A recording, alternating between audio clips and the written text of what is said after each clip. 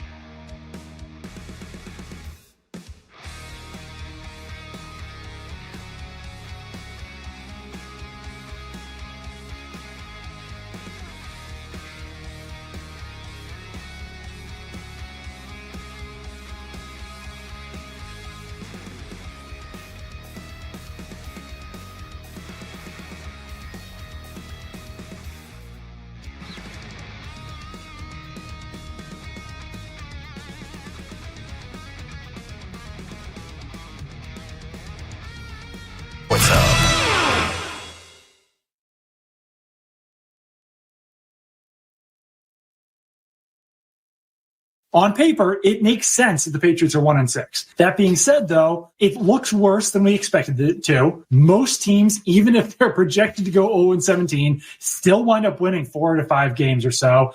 And the issues that I uncovered really were leadership overall, and that goes to players and coaches, talent overall on the team, and really just experience on the coaching staff. And I think that the leadership among players can be explained a lot by David Andrews being on injured reserve and by Juwan Bentley being on injured reserve. Those were really your top offensive leader and your top defensive leader who are still around the team but can't really carry the same weight that you did before. So now it's guys trying to figure out, like, do I step up? Do I not step up? Some of the leaders already in place maybe weren't the most vocal anyway. So I think that's a big deal. The ownership needs to figure out if they are going to let the defensive staff figure it out on their own, gain experience on their own, if they're going to be patient enough, or if at this point they figure out, or after the season, we need to bring someone in. We need to bring in an assistant head coach.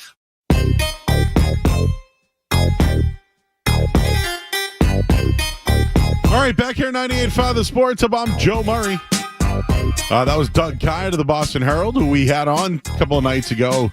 He shared that information, but we weren't really surprised by it, but I guess no one else knew about it. And maybe that's why guys like Greg Bedard of the Boston Sports Journal and some others said that, internally, maybe the Patriots have had discussions about Gerard Mayo, not so much about, removing him, but maybe supporting him a little bit more with a veteran. And from some of the interviews I've heard, and some of the stuff I've heard, that maybe that will be on the defensive side of the ball. So my whole thing with Gerard Mayo is this: you're 8 weeks in, bro, and your defense is struggling. You don't really have much control over what's happening offensively. How about you make some calls, man? How about you get back into the mix? I mean, you're highly regarded as a guy that was a big part of, what they did defensively. That would show you taking accountability. It would show you trying to do whatever you can to be better. But he's going to stick with DeMarcus Covington. Earlier this week, right, you saw who was it that brought Robert Saleh in just for a practice just to see? It was the Packers. Yeah, because he's got a relationship with his brother-in-law or whatever. But, still, Robert Saleh is doing nothing. He's just going to the Packers. And who's their defensive coordinator? Coach Hafley, right? Former BC guy. Speaking of BC, they're in action tonight at home. I might have a play for you coming up in a little bit on that one. But just, how about that? McAdoo's here offensively, but you don't see much of him. Maybe he is doing a ton behind the scenes. But defensively, is there anyone else to lean on? I know Dante Hightower's here working with some guys, the young guys at least. How about another veteran in here? How about somebody else to lean on?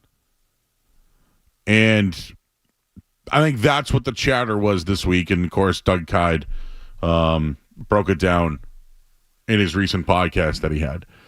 But I'm still going back to that cup of orange juice. And I actually saw Andrew Callahan retweeted that article today, which I thought was kind of funny. He goes, I'm bumping this column again on Mayo. It was mostly about his off-season messaging, but feels maximum relevant right now. And he goes, more and more spilled OJ. That's what everything has been. We said that a while ago. We said, if this is what the guy's doing in the offseason, what do you think it's going to look like on the football field? I know Gerard Mayo's not ready to be a head coach. It's not his fault the team stinks. It's not his fault. See, what I don't like is stop telling me it's the talent on the football field. When you're a coach, you're supposed to get the most that you can out of players. So although I know Lawrence Guy was here last year and Christian Barmore, and they were a big part of why the run defense was good and Juwan Bentley, etc., you shouldn't give up 160 yards in 5 straight games without any adjustments. So stop it with your personnel stuff. Stop that. When you're a coach, you should try to get everything you can out of guys. I know that Peppers isn't here. I know that Bentley isn't there. But 166 yards a game is horrible. And there's been no adjustments, and there's been talks about trying to make changes, and nothing has happened. Nothing. What changes are going to do this week? Don't tell me it's Tyquan Thornton in the mix. What changes can they make? So it's just everything's talk. And it's come now down to the talk where He doesn't know what to do, so he's going Belichick style, right? Remember Gangnam Style with that song? What was that? Yeah. I feel like now he's going Belichick style. A very Belichickian-like open from Gerard Mayo today. A switch-up of sorts, says Mike Reese, as he opens the press conference with, an intro about the Jets and, talks about some other players he played with. Jalen Mills is a part of that team and some others. But today was fairly interesting. Like a lot of the stuff, he even came out and said that Stacey James has been working with him. Right? Try to open with a long statement on the Jets. It's the first time we got one of those. But I don't know, coming into today, was that intentional? Well, Coach Stacey over here is always telling me, focus on the Jets. So thanks, guys. Who's Coach Stacey? Is there a coach? Is there somebody on the coaching staff named Stacey, Skaz? I mean, I know that Stacey James is the PR guy, and I would like to be on his good side because, hey, anytime you want to have some guests on the show, we're always welcome, Mr. James. We call him Mr. James, Skaz. Coach Stacey? All right, if I got to call him Coach Stacey, I'll do it. Oh, Mayo's falling apart now, and now he's getting PR courses from Coach Stacey. The Patriots are trying to control this thing. They know it's getting out of hand now. It's now evident. The Crafts don't like what he's been doing. Last week I made the jokes about when I used to be in sales, right? And we used to have all these like rebuttals and like you'd always pull the lever when you need it. And he's got all these talk tracks. We used to have the talk track of, the guy who's not ready to buy today or the guy who says to call me later. We had all those talk tracks. And it comes to the point now with Gerard Mayo, what talk track is it? So he's had so many talk tracks, he's been burying himself and the team. And now Coach Stacey's in there to work with him on some PR. And know what they did? They folded. They went back to the Belichick style. They went back to it. Coach Stacey. Also asked this question. Guys, why don't I bring you in on this? Would you rather Drake May or Aaron Rodgers if you were the New York Jets? Who would you rather have? And you're posing this question as for Sunday's game. Just whatever. Well, I mean, long term, obviously, I'm taking Drake May. Mm-hmm. So Drake May is the easy choice there. But I think I'd take Drake May for this season as well, just because of Rodgers' health. And I'm just, does Aaron Rodgers seem like someone who's fully committed to the Jets? No.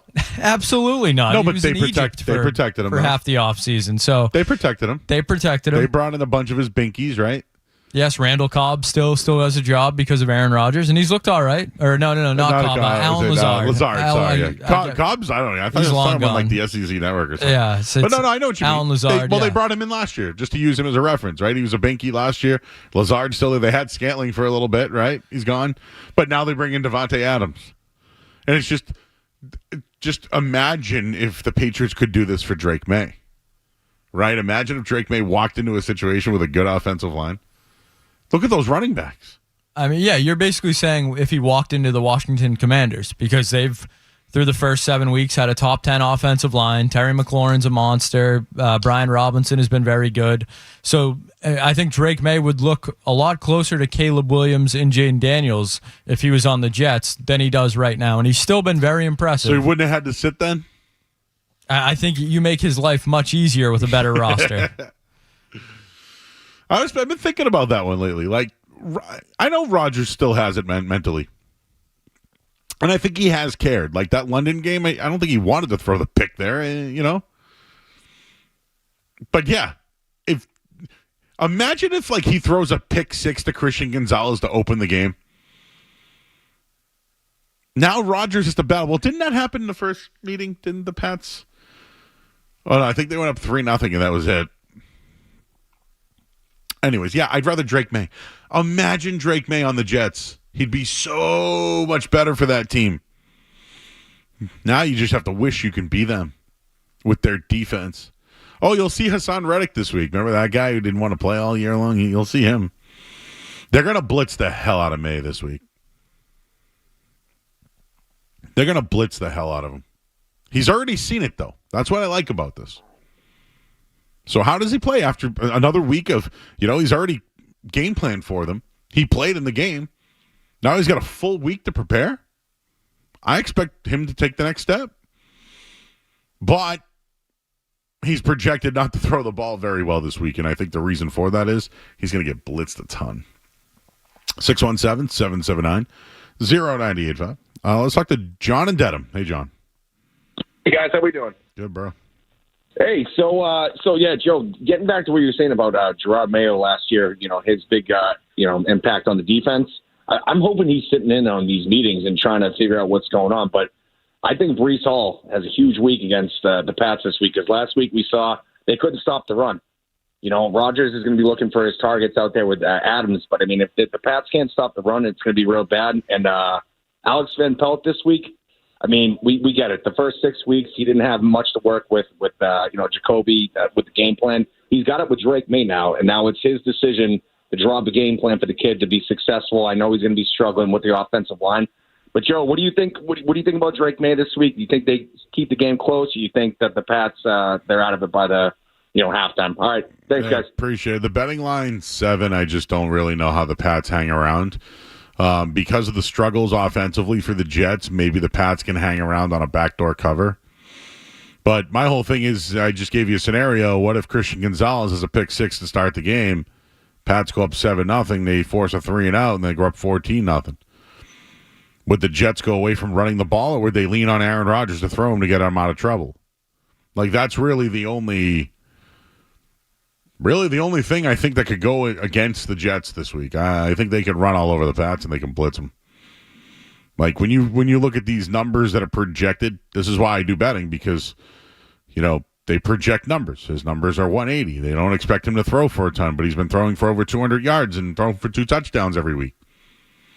So he has 5 touchdowns for 2 games. I'll look up what his over-under is, but the expectations are, based off those betting lines, they don't see him really putting up numbers. I don't see him putting up numbers because the Jets are going to run the ball, which is going to take time away from Drake May. And when it comes to Van Pelt, can you script more plays, please? Like, script them. Like, script a whole half. Just script a whole half. That'd be cool. Paul's in Taunton. Hey, Paul. Hey, Joe. How's it going? Good, bro. Hey, so I just wanted to touch on what you said earlier. Basically, my whole life, when the Patriots was getting scorched, say what you want about Bill, but he was always on the sidelines, like, in their ear, drawing up plays, letting them know, like, where to, like, where to play their position. I feel like Gerard Mayo, he's just on the sideline doing nothing, like, nothing at all, and I just don't get it. Yeah, I mean, I think because he's the CEO. He's the CEO of the team. He's just overwatching everything, Belichick was a coach, right? Like, Belichick would get that tablet. No, you're right. The thing is this: Belichick trusted his offensive coordinators to run the offense. I mean, can Mayo trust anybody on his staff right now? No. Chris is in the car. Hey, Chris. Hey, Joe, what's going on to you and Skaz? Good Friday. I just wanted to, before I had my quick question about this weekend's Pats game, I just wanted to say I heard them thrones. That skit you did, that them throw. I'm a big Alice in Chains fan like you, and I didn't get to hear it live, but what's his name? Toucher and Hardy, they had to do it. I mean, again, copying is the biggest form of flattery, so they did you a whole bit in the morning. That was top notch. That was some of the best. Hey, that was one of the best things I ever heard. I'll tell you this much, Chris. Real quick, Chris. Later on tonight, we're going to do some Halloween stuff.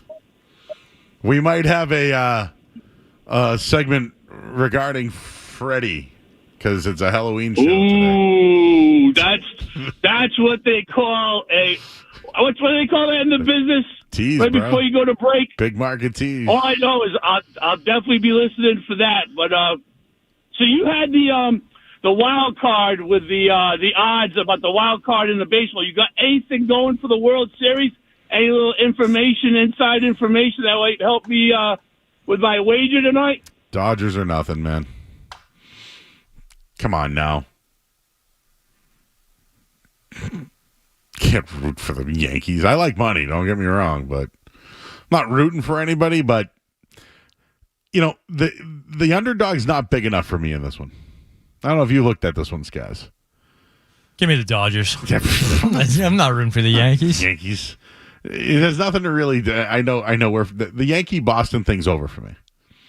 Like I can't remember. I one time did have a Yankee suck shirt once in my life, and then I was told to turn it inside out, and then I said, you know what, these guys suck. But no, I think this is the year of the Dodgers, and we'll see. We'll get into some of that stuff later on tonight because this is our Halloween show. And you know what's scary? Alex Verdugo in the World Series and Mookie Betts. Mookie. Oh, Leo is in the cave. What's up, Leo? Hey, Joe. How are you, man? Hey, good. Hey, so you were talking about Drake May getting blitzed all day Sunday. So doesn't that sort of over-under rushing yards for him now become a pretty good bet since he's going to be running around all day? Yeah, now I feel like I need to look up the numbers now. But I don't. Do you want him running around? I mean, no. I mean, I'd like him to survive. But if they're chasing him, what happened to that knee thing that we heard about last week? Everybody forget about that. I think it's all BS.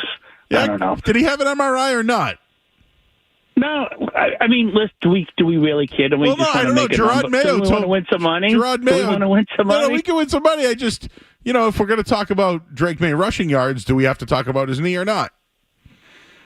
I think it's all smoke and mirrors. Mm-hmm. All right. Well, I'm looking up Drake May rushing yards right now. 25 yards or more, minus 105. That's pretty good, man. 25 yards is still, he's got to go a little bit of a distance there. That's 2 scrambles. 25 yards is over 2 first downs. Yeah, that's nothing. Oh, that's nothing, huh? All right, quick question. All right, Freddy Krueger or Michael Myers, who's winning? Well, the one thing I'll say is this. Michael Myers never dies.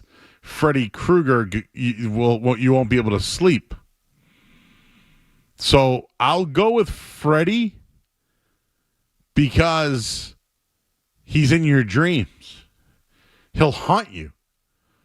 Where Michael Myers will just come out of nowhere, and you could put Michael Myers at the bottom of the Charles, and he's still going to come out. Freddy, he'll always be in your dreams. I like that movie, Freddy vs. Jason. It was pretty decent. I went to the theater and saw that one, guys, years ago. Dead a movie theater. I think I greased the guy to get into. Can't remember now. But there was this guy that worked at the Dead movie theater. Now it's Legacy Place. The whole thing's Legacy. It was just the movie theater. We used to do donuts in the parking lot back in the day and everything too. But there was a guy, we would just see him and you'd give him a $5. And he'd be like, all right, go in. Spend the whole day at the theater. Video games and everything. Awesome. I used to take the 34E bus from Washington Street. Deshaun's in Virginia. Hey, Deshaun. Hello, Joe. How you doing? How you doing?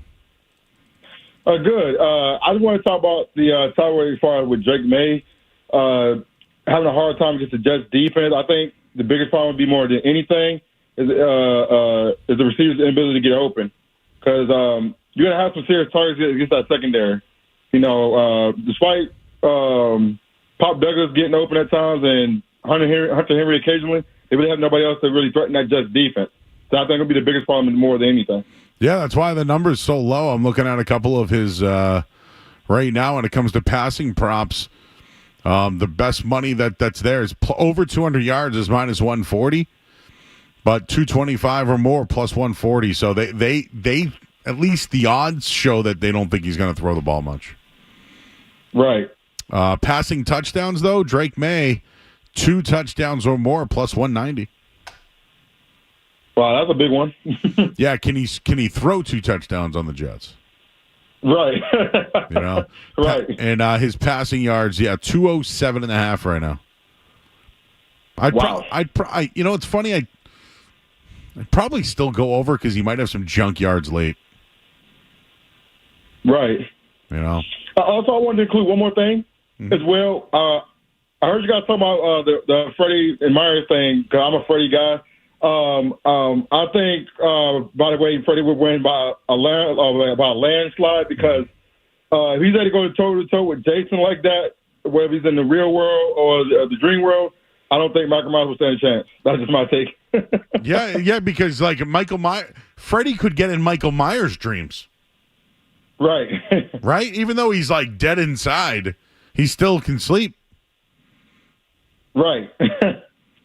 So I agree with you. Freddie's so much more nimble. Like, he's so much faster. Like, I mean, if it wasn't, like, even in that movie, if it wasn't for those kids, I think he could have killed Jason if it wasn't for those kids. And he's so nimble and fast, and he's still strong. This is the kind of conversation I want tonight, Deshaun. Thank you, sir.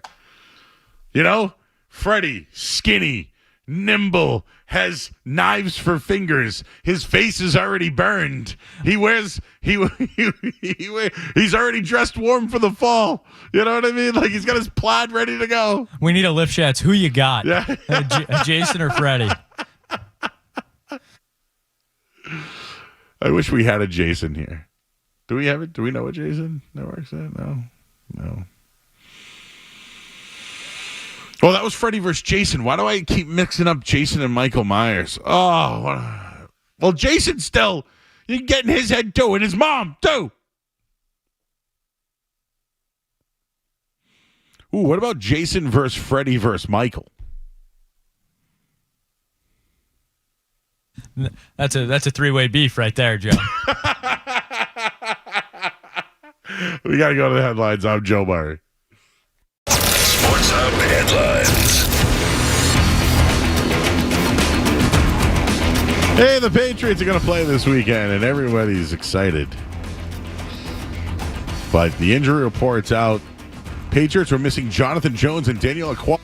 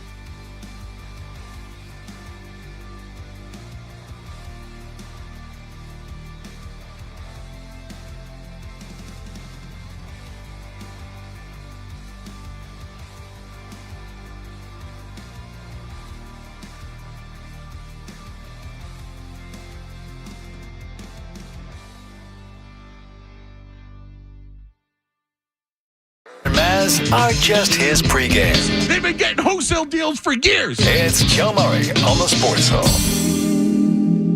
A lot into the analytics just yet. It's like when my wife and I go to the beach and we see this lady walk in front of us with a bikini on. She shows me a lot, but she don't show me everything. And that's about the way I felt about analytics.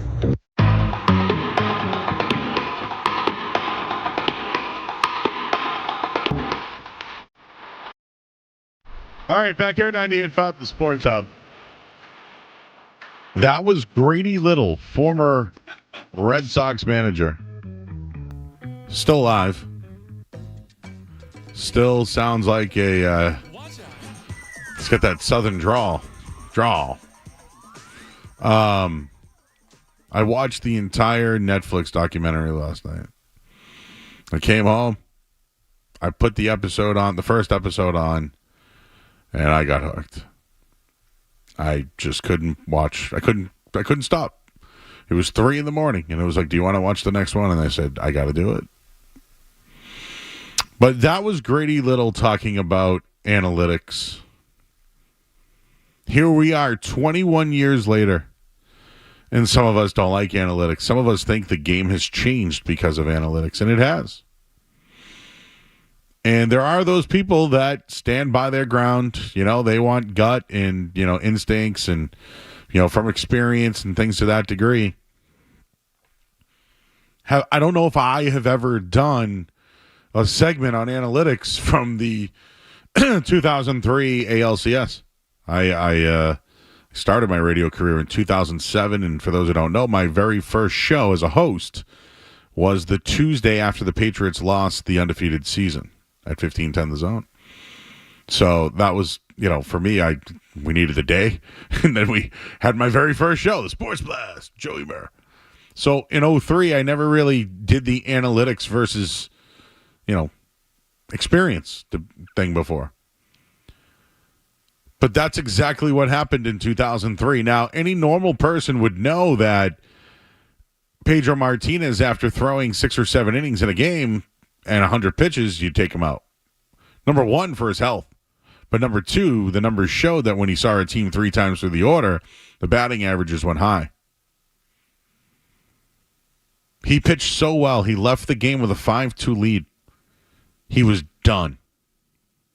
He gave the point to the sky. That was like when you knew Pedro Martinez was done.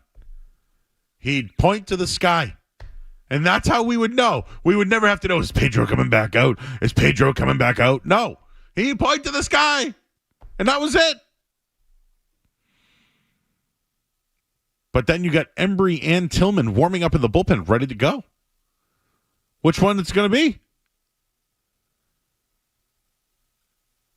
And then he comes back out, Pedro. And the discussion is, can you get us one more out? Of course Pedro's going to say yeah. So he goes out there. He gets a little bit pop-up to shortstop. You think he's done? They leave him out there. Hit. Leave him out there.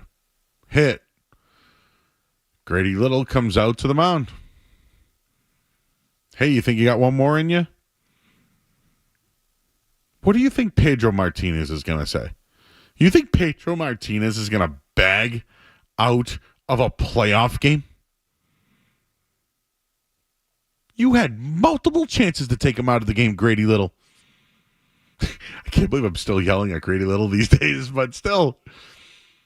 And I don't know, second hit, third hit, you could have pulled him. You went to the mound.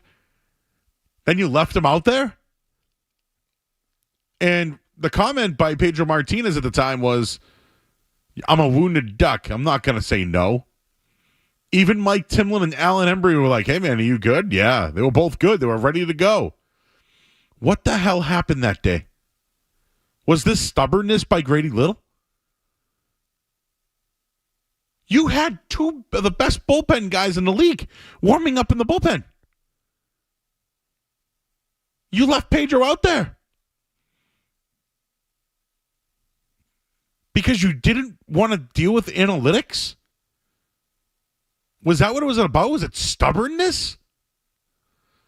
And the reason why I'm upset about it is because we all know what happened. Yankees tied the game. It went into extra innings. Tim Wakefield comes into the game, and he starts mowing dudes down.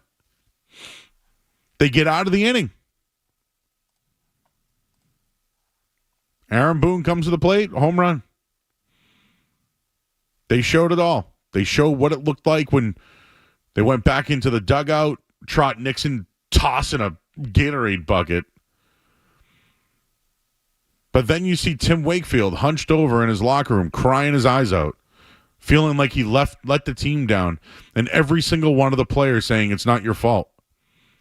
And then getting current audio from Tim Wakefield, who's no longer with us. It was so passionately done, but it never had to happen. It just never had to happen. Because of stubbornness over analytics. Look what you did to Pedro Martinez. Look what you did to the Red Sox. Look what you did to Tim Wakefield. Was it worth it? And you know what the worst part about it was? And I'm not going to... Spoiler alert. Spoiler alert. You would think Grady Little would take some ownership 21 years later. You're going to have to watch and see what happened. 617-779-0985. All right, Gabe, what you got for picks tonight, my man? Hey, Joe, how's it going? I'll be quick. Sorry I'm calling in early. I have to go out, so I just wanted to call in real quick. For the Patriots game, 7 is a bit high, but I still don't mind it. Under 41, Breece Hall, anytime touchdown, and over 80 yards.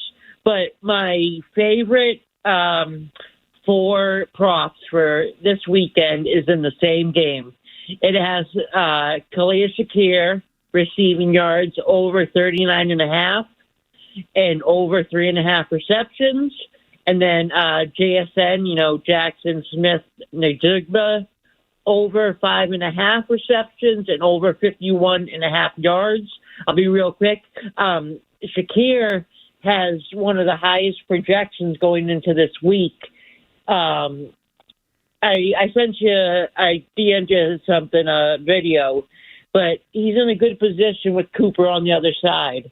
And Shakir can put up these numbers regularly. So I like that. And JSN Metcalf is doubtful.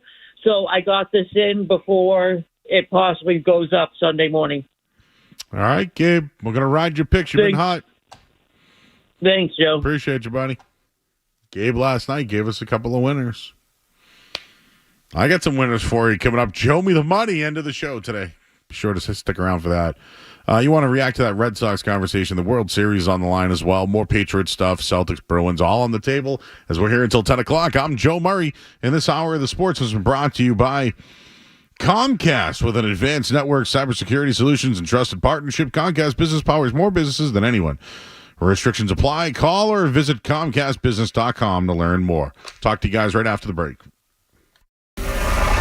You're listening to Joe Murray on 98.5.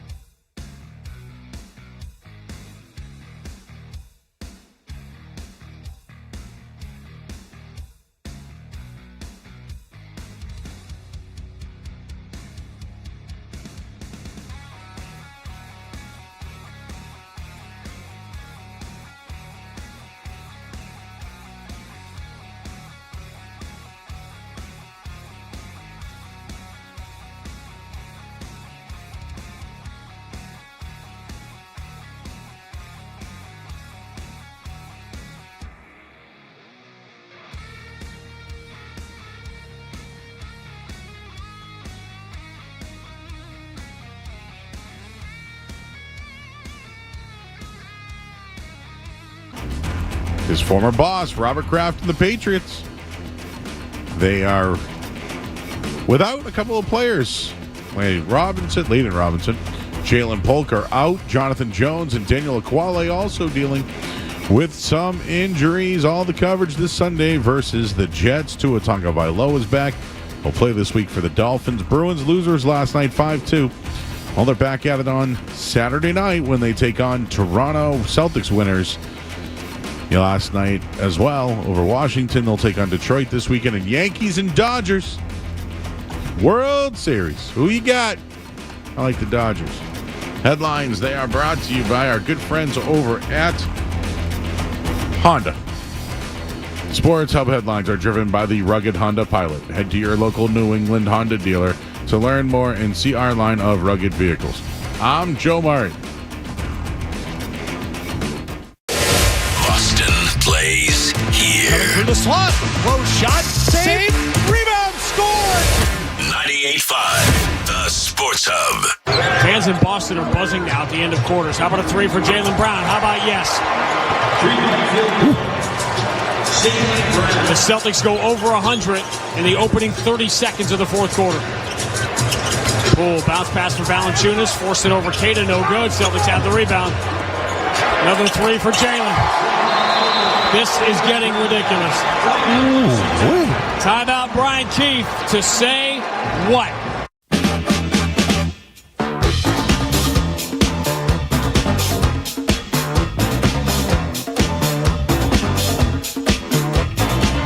And back here on 98.5, the Sports Hub. It's our Halloween edition today. Speaking of scary, the Boston Celtics. They're pretty good, huh? They beat the Wizards last night. Wizards. They couldn't put their spells on the Celtics last night. Celtics win and dominated once again. But I just wanted to bring up this 3-pointers versus in the paint kind of thing because it seems to be a hotbed discussion whenever anybody wants to make some sort of narrative or story about the Celtics. But they won 122-102 last night against the Wizards, who stank. And the Celtics shot 45 threes last night. They shot 38%. That's pretty good, guys, right? 38%, 43. That's pretty good, if you ask me. But here's what I got for you. Above the break threes. Versus the restricted area. The Celtics have been very good in the restricted area. 72% shooting. 40% from three. I also wanted to bring this up. Jaylen Brown, points in the paint. For everyone who thinks that the Celtics shoot too many threes and should do more in the paint, yada, yada, yada. Last night, Jaylen Brown, points in the paint. 14, guys. Paints in the point. Paints in the point. Points in the paint. 14 now. Last year after the All-Star break, did you know Jaylen Brown averaged 13.7 points after the All-Star break? He was 11th in the league. And got one more for you. In the playoffs, 9 points in the restricted area. 12.9. He was 8th in the playoffs. It's almost like shooting the three spaces the floor and makes it easier at times to get to the hoop. So what you're telling me is because they're so perimeter dominant that it puts pressure on the defense where it makes things easier for a guy like Jaylen Brown to score inside the paint? That seems to be what the numbers are saying, Joe. I don't want to speak for the numbers, but that seems to be the case. So, again, do you think that this is what has helped Jaylen Brown get over the hump? I think this is absolutely helping Jaylen Brown get over the hump, and I think it's why last season Tatum's post-up percentage was way up.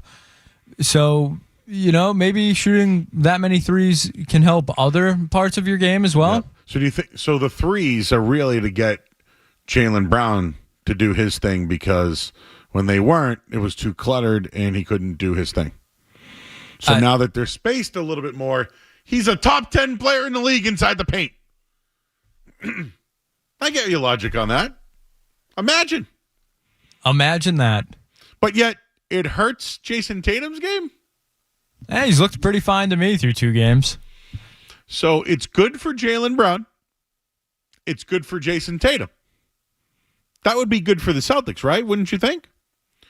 How about I carry on here? Derek White over his first 2 games. Did you know he's shooting 14 of 24 from the field? Joe Math will tell you that is almost 60%. That's 58.3%. Do you know what his 3-point percentage is through 2 games? He's 10 of 17. So let me just math that up. It's pretty close. That's 58.8. He's shooting 59% from 3 and 58% from the field. He has 43 points in 2 games. He's averaging 21.5 points a game. The spacing works. Take your volume 3 conversations and shove it. Because the spacing is working. Forget about the amount of threes. It's about the spacing. And you know what else is about the spacing? There aren't bigs who can cover them. The spacing's helping Jaylen Brown because nobody can cover him off the dribble. The spacing is helping Jason Tatum because he can pass and they can't defend him on switches. The 3-point shot is what they're taking. What everyone's missing about the discussion is the space on the floor. When you have 5 guys who can control the basketball and do multiple things, you need more space on the floor. Am I making myself clear? So again, if you throw the 3-point numbers at me, stop. It's about spacing. And the reason why Jaylen Brown is taking it to a next level is because he's scoring inside the paint and in the restricted area. He's a top 10 player in the league doing it. Don't you want Jason Tatum to be top 5 and Jaylen Brown to be top 10? Doesn't that make your team very, very good? And then the guy who you just got, who could be off the bench, but he starts because the team's so good, he's averaging 21 points a game and shooting 54% from the field and 58% from 3.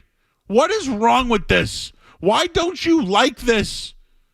Why, for the people who they shoot too many threes crowd, why does this bother you? To continue to go on with this, because I didn't pull up their numbers, but I can. I'll get Brian Barrett. He's joining us in a little bit from the Ringer. Now, Drew Holiday played 23 minutes last night. Went 5 for 5 from the free throw line. Had 7 points. Ho-hum, 2 rebounds, 1 steal, 1 assist. He had a slow night. Al Horford scored 0 points. He had 5 rebounds. Unfortunately, you didn't need those guys last night. It didn't work for them. Do you think they're upset today? You think Drew Holiday and Al Horford are like, man, Al's like, man, I went scoreless last night. No, because they won the game handily.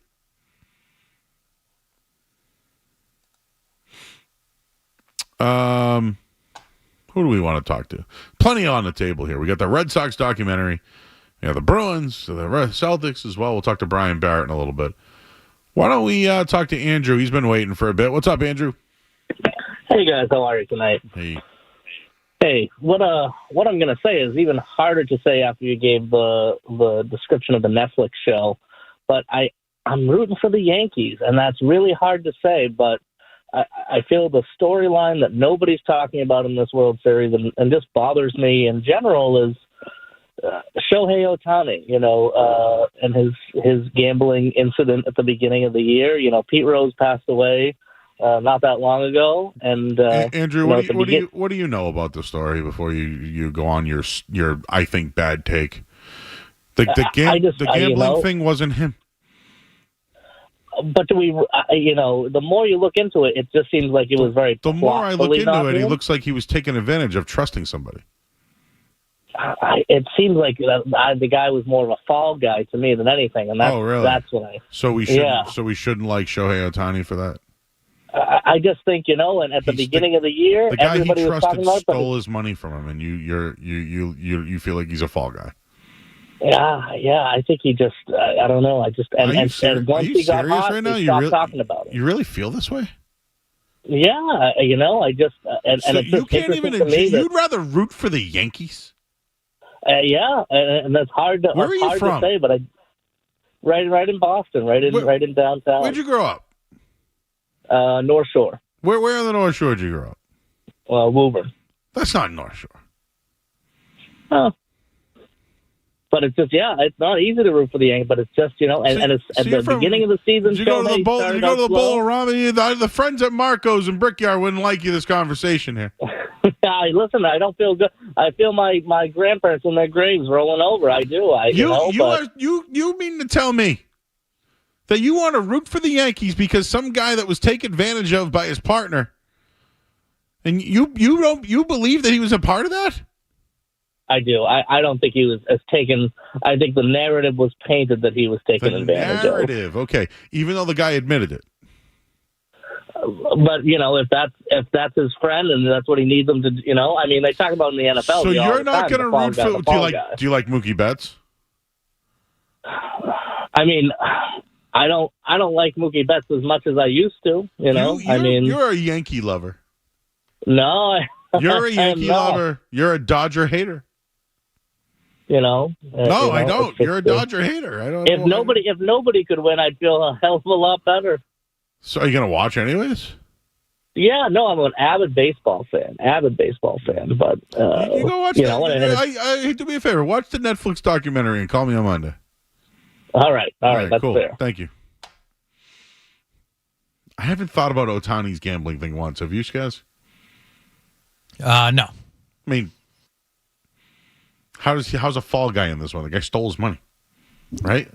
If you're, no moral high ground on the night show, obviously, is one of our pillars. That gentleman, obviously, with some moral high ground, I would say to him, Yankees have a guy on their team named Alex Verdugo.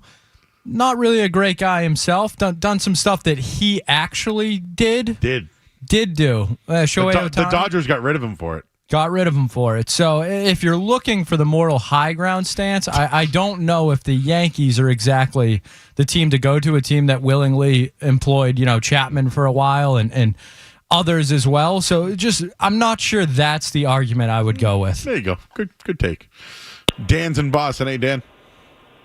Hey, Joe. I haven't talked to you since your 15-10 days. So wow. That was a long time ago. It was like 13 years ago. Long time ago. I kind of retired from calling in. But anyways, I think that was like a bit of a hit piece, that Red Sox thing, and I want you to hear me out.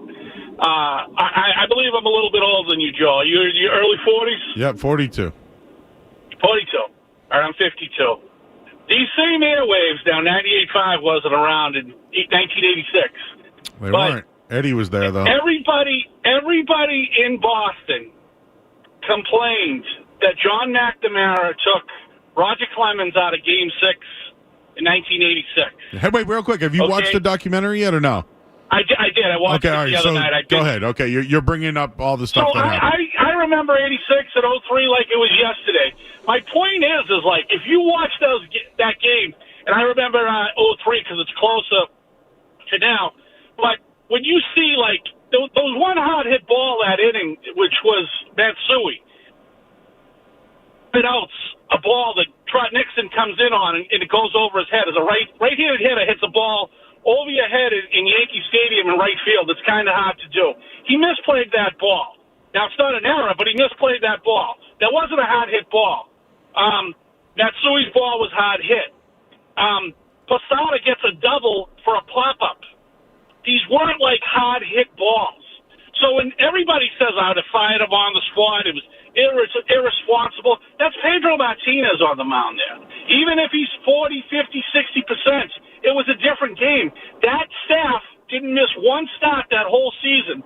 So we're looking at it from like today's baseball situation where pitchers pitch 2-3 innings. I'm not. Dude, when Pedro pointed to the sky, it was over. Why did he tell him in the dugout only one batter and then kept him out there? Because things change if you could get one more. Because he went against the analytics. You're missing my point. He didn't go with the analytics. He was stubborn. He was a stubborn bastard.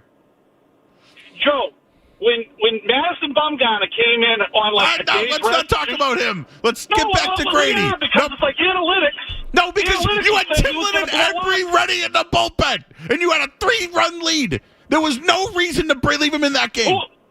No hindsight, no nothing. I could have coached up to the World Series. What's that? Was there any Hall of Famers in the bullpen? Doesn't matter. Mike Timlin won how many championships in his career? 3? 4. Whatever. So you're going to just leave him in the bullpen? Answer my question. You're just going to leave him in there? Yeah, I would. With Pedro Martinez on the mound, yes. With Pedro Martinez over 100 pitches. He gave his batting average against was over 330 after 100 pitches. Player's position? What is every ball player's pitches? He even said it himself. Dan, I love you, but I can't do this right now. Pedro said he was a wounded duck. He said he was a wounded duck. John Henry wanted to fire him before the game ended. All those things happened. I am going to lose my mind. Do we have to relive this? The stubborn manager didn't like analytics. So he left him hanging out to dry to prove a point that was wrong. I don't need anyone to defend this. Who is defending this? Who? The whole documentary was about the analytics. See, this is PTSD. This is what happens. We all lived it. We lived it. Let's ask Brian Barrett about it from The Ringer next here on the Sports Hub. More Joe Murray coming up on the Sports Hub.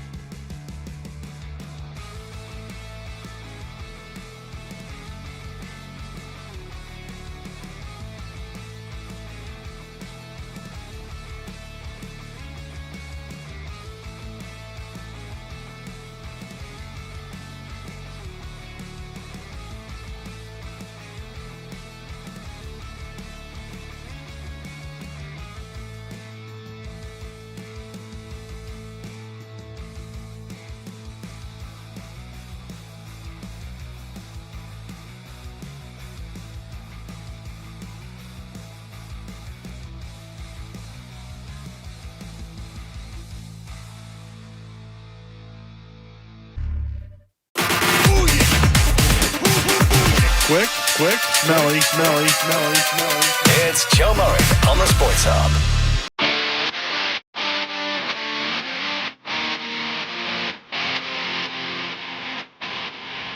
All right, back here 98.5 The Sports Hub. I'm Joe Murray.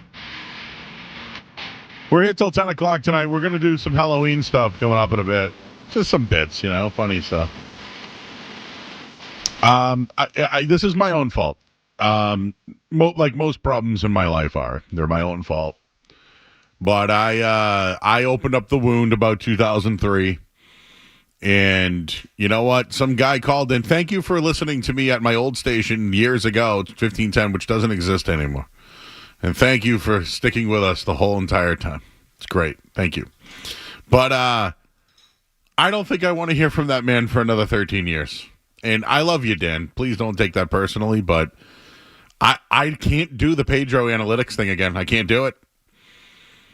It was a stubborn man who didn't want to listen. It was a stubborn man. And a guy who likes a little something about stats and analytics. His name is Brian Barrett. He's from The Ringer, and he joins us on the Volkswagen Dealers Expert Hotline. Brian, have you seen the documentary yet on the new Red Sox thing? I haven't seen it yet. Is your recommendation that it's worth watching? Oh, yeah. Yeah, definitely. Is that good? Well, I shouldn't say that good. It's a different take. It's a pretty good take. But Grady Little's in it. He's actually alive still. And, they asked him about 21 years ago, Pedro in the game. They showed how dominant Pedro was, how he left the game 5-2, seventh inning, pointed to the sky, like everything, And then somehow he's back out on the mound, but they decided or discussed that, hey, can you get me one more out? And Pedro's like, yeah. So second pitch, pop out to the shortstop. He thought he was done. Embry and Timlin were in the bullpen, both being like, what the hell's going on right now? Right. They had no – so, this is, from them. And the worst thing about it, and I'm not going to spoil it, but Grady Little still hasn't taken accountability, but the whole documentary is about how Theo coming in, he was all about the analytics, and the Red Sox never were, and how they signed Billy Beane. It didn't work out. They went with Theo, whatever. But they had the wrong manager that year, and that's why they lost that game, because he was so – just stubborn about analytics. They wanted Pedro out. Even Henry wanted to fire him. You got to see it, because as an analytics guy, this stuff's been going on for 20-plus years. Well, I remember, too, just when I was watching that, I was a kid, and my dad was telling me at the time. I remember vividly watching this game with my dad, being like, they have to take Pedro out of the game. What are they doing? They have to take him out of the game. Like, he's obviously worn down at this particular point, and obviously that cost Grady Little his job, which was good for everybody that's a fan of the Red Sox, because they got Tito Francona. We all know the history here, but it's still, you go back and watch that, it's baffling that he left Pedro in that game. And I know it's all good because they won the next year, and of course the Yankees didn't win the World Series in 2003. They ended up losing that World Series, but still, it's one of those things that so many of these managers nowadays get critiqued for pulling guys early, and Grady Little was the opposite, right? He waited too late to take his star pitcher out of the game. When we see all these managers today, the biggest criticism they get is when they pull their guys too early. My whole thing is, though, and here we are talking about something that happened 21 years ago, right? Right, yeah. And the old home of the Red Sox was all over this thing. Like, so you'll get nostalgic about it all. But yeah, I thinking back, I have PTSD from it, and we just had callers being like, "Why would you take out Pedro?" And it's like, dude, did you live back then? Like, Pedro couldn't go past 7 innings. If you got 6 innings out of Pedro, that was it. You were happy with it. Well, and at that point in his career too, because if you go forward to 2004, remember this is the same Pedro that called the Yankees his daddy, and I'm not taking anything away from Pedro's greatness, right? He won the Triple Crown of pitching. He's the best pitcher I've ever seen. I mean, I can't go back into the history of the game, but I mean, Randy Johnson would be in consideration for that. But in terms of just watching him, Pedro's the best pitcher I've ever seen. But at that point, you could tell that he was sort of fading. And we saw that in 2004. I mean, that's also part of the reason they brought Schilling in, right? Schilling came here not just because of the fact that he was a great pitcher, but the fact that he was an established postseason pitcher that sort of brought that moxie to the team. And say what you want about Schilling. I mean, there's a lot of other things that have gone on with Schilling. But if you just talk about that guy in the postseason, is anybody more nails than that guy? And I think that was a big part of the reason they brought him in. Is this guy? He was unbelievable with Arizona in that World Series where him and Randy Johnson, I feel like they pitched. It's one of the first World Series I vividly remember. I feel like those guys pitched every inning in that World Series, and he was such a big game pitcher. All right, I won't take us back 21 years anymore. But someone just called in to try to defend taking out Pedro, and I couldn't do it because I lived it already. You know when you already lived the life, I can't go back to that life. That was I leave that life back out on the streets. I don't bring those with me anymore. You mean like when you live the life of watching Mookie Betts as a Red Sox player now? If the Yankees lose the World Series, maybe Mookie's going to be the reason why, like something like along those lines. Well, I mean, this is a star-studded World Series. Some guy. I got another one for you, real quick. Then we can talk about that. Do you think Shohei Ohtani, like, some guy called in and be like, yeah, I'm not rooting for the Dodgers because Ohtani was guilty and, integrity and all this stuff. And, like, I don't know, Verdugo's on, like, the Yankees. You know what I'm saying? Like, since when is there a moral high ground? I want Ohtani out there because he's the best player, and I don't care if he had anything to do with gambling. Nobody cared about Michael Jordan. That's the Skaz take. Nobody cared about all this stuff. So I want them out there. Yeah, I really don't care about the Ohtani controversy at this point. I really don't. I love watching that guy play, and it's amazing to me that we're only seeing half of him right now, right? Because when he actually pitches, he's one of the best pitchers in Major League Baseball. I went to that game, I think it was 2 years ago. I remember because there was nobody there. It was a Thursday afternoon at Fenway, and this is the first time I ever seen Ohtani in person. And if you see him, Joe, like this guy, he doesn't look like a baseball player. Like his back is absolutely massive. And this is a game, actually, that he legitimately hit his number out there on the monster. Like he hit a line drive so hard, it hit his number on the monster. And he was pitching, and he was pitching everybody backwards. And this is a team at that point, you didn't have to pitch the Red Sox all backwards. This guy is such a showman. So I just appreciate his talent. It's like any other sport. When you have somebody this good, I mean, it's like watching Pat Mahomes, or it's like watching Steph Curry in his prime. I know that's actually a sore spot for Celtics fans, so I shouldn't say that. But he's one of the most unique athletes literally in the history of sports. I mean, and I know that he's not pitching this year for the Dodgers, but think about this. When he pitches, he's easily a top 10 starting pitcher in Major League Baseball, and that's being conservative. In terms of as a hitter, he is without question top 3. And you could argue he's the best hitter in Major League Baseball, if not the second best hitter. And you have that guy in one package. To think that you actually have that player in the 2020s is remarkable. Nobody would think that would actually be something that could come to reality in Major League Baseball. He's unbelievable talent. And the fact that he's hitting in front of Mookie Betts in the World Series is just remarkable. I mean, this lineup is stupid. They got Freddie Freeman, and I know he's got a bad will right now with the ankle, but the star power too. On the other side, Soto was one of my favorite players before he went to the Yankees, of course, just because he's probably the best player since Barry Bonds in terms of spitting on everything. And you have him and Judge in the same lineup. As a Red Sox fan, like, it stinks because it's the Yankees and the Dodgers, but everybody else nationally, this is such a great World Series. I'm excited. I get the Dodgers. It's got nothing to do with my dislike for the Yankees or anything. I think the Dodgers invested the most, and hey, here we are. The teams that spend money make it the furthest. I want to talk some hoop with you. You had some numbers I liked regarding the restricted area for one Jaylen Brown. And, we Skaz and I at night, we're very supportive of the Celtics and what they're doing and, their three-point shooting, even though some people think that they shoot too many threes and they think it's going to be their downfall.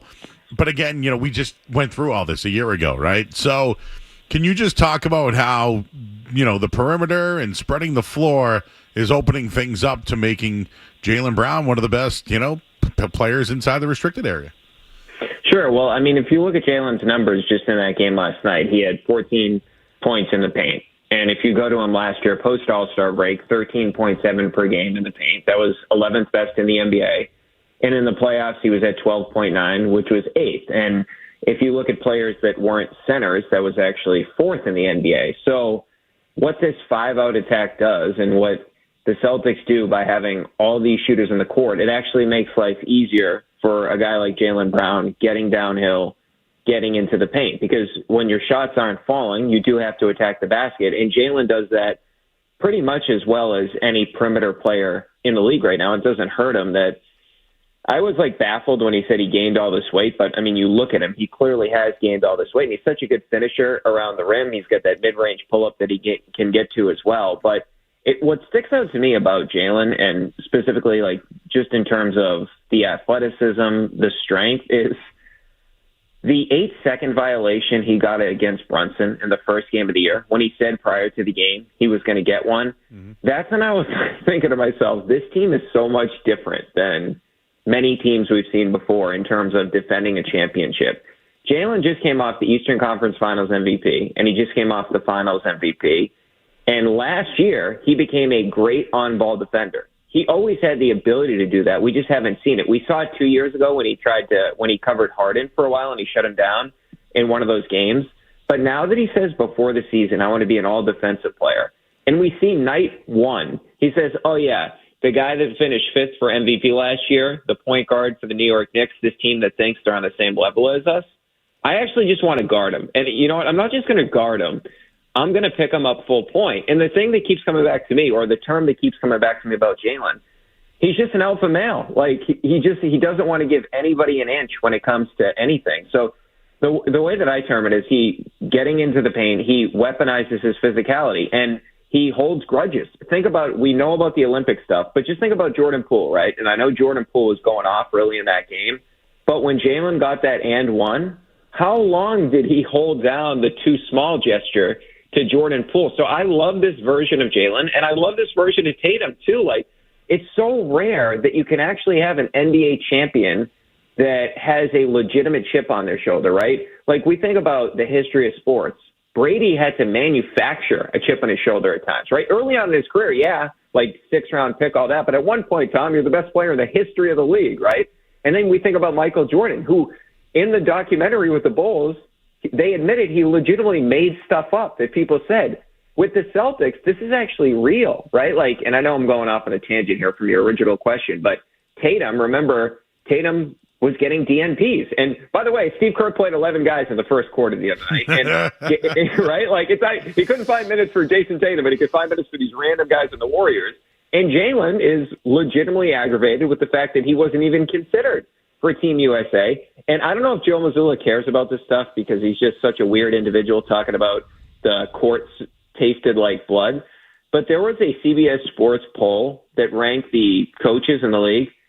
He was 11th. The guy that just won the championship was ranked 11th. Can you imagine if we ever did that in in NFL coaching rankings? If the guy that just won the Super Bowl, we actually put him 11th the next year. It's just ridiculous.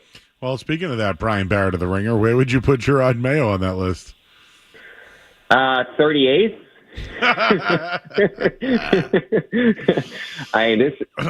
I can't believe it, Joe. And I know you were on this early about the one and done. And I was thinking to myself as early as Tuesday, I just can't see it because Robert Kraft basically, he wanted to brag. Now, I know he originally said it to Mike Reese in the summer about the fact, or it may have been before the summer, about the fact that he identified Gerard Mayo in 2019. But when the Patriots were 1-1, remember they had beaten the Bengals, and then they had a tough game against the Seahawks that they easily could have won. And that's another thing with Gerard Mayo, managed the clock well there at the end of the second quarter. Maybe you win the game, but he's now done that 3 times this season. But Robert Kraft wanted to brag to everybody that he identified him in 2019 before he was even on the coaching staff, which again is the whole thing about the hiring process when, I don't know, Mike Vrabel, a guy that in 2019, what Mike Vrabel was doing was taking the Tennessee Titans to the AFC Championship, but that's neither here nor there. So I thought, hey, since Robert Kraft has talked about this guy so much, he's definitely going to get another year. But then what transpires this week, going back to the soft comments, saying, actually, no, it's not, we're a soft team, we're playing soft, to Bill Belichick calling him out, to not 1, not 2, but 3 receivers saying stuff publicly. And we have, basically three guys that are wide receiver 3s or wide receiver 4s thinking they're TO in their prime coming out and saying this stuff publicly, but that goes on the coaching staff. You have to have Alex Van Pelt come out and say, hey, I want these guys to keep this internal, which is the biggest contribution that Alex Van Pelt has made to the team all year. I mean, the guy's a horrible offensive coordinator, and that's the only thing he's done right this year, is saying, hey, guys, you probably shouldn't say this publicly. But all the stuff that has happened, and now I go back to the soft comment, and the reason I go back to that is if you don't respond, the Jets right now are 2-5. You got embarrassed by them last time, and the Jets, I'm not saying they're not a significantly more talented football team, but if they get blown out by the Jets after getting blown out by a 1-5 Jaguars team that ran it 17 times, if the team doesn't respond to those comments, as a coach, you don't have another card to play. And I would hope the Patriots would recognize that the most important part of this whole organization is actually the guy that is playing well right now, and actually the guy, Drake May, that is saying all the right stuff to the media. He's taking up for Polk after Polk is making stupid comments. He's taking up for the coach. He's the most mature person, it feels like, in the entire Patriots organization. And look, that may sound hyperbolic. I know that Bentley's a great leader and all that different type of stuff, but it's just the fact that if this message doesn't get through, I don't know how you justify keeping Mayo for a year or two. I think there's going to be changes either way, like from a coordinator perspective. But what has Mayo done? Like, that's my thing. It's like I don't know what he's done to help the team. Like, the defense is significantly worse. Right now, if you look at the numbers, they are 28th in EPA per play on defense. And you look at the offense, the only thing that has been good about the offense is Drake May playing. It's not like it's been coached up. It's just Drake May. So I'm getting very close to you there, Joe, with the one-and-done situation, especially if the result of Sunday is bad, which I think it is. I mean, it's a 7-point line right now. I think the Jets are going to blow them out. Mm-hmm, me too.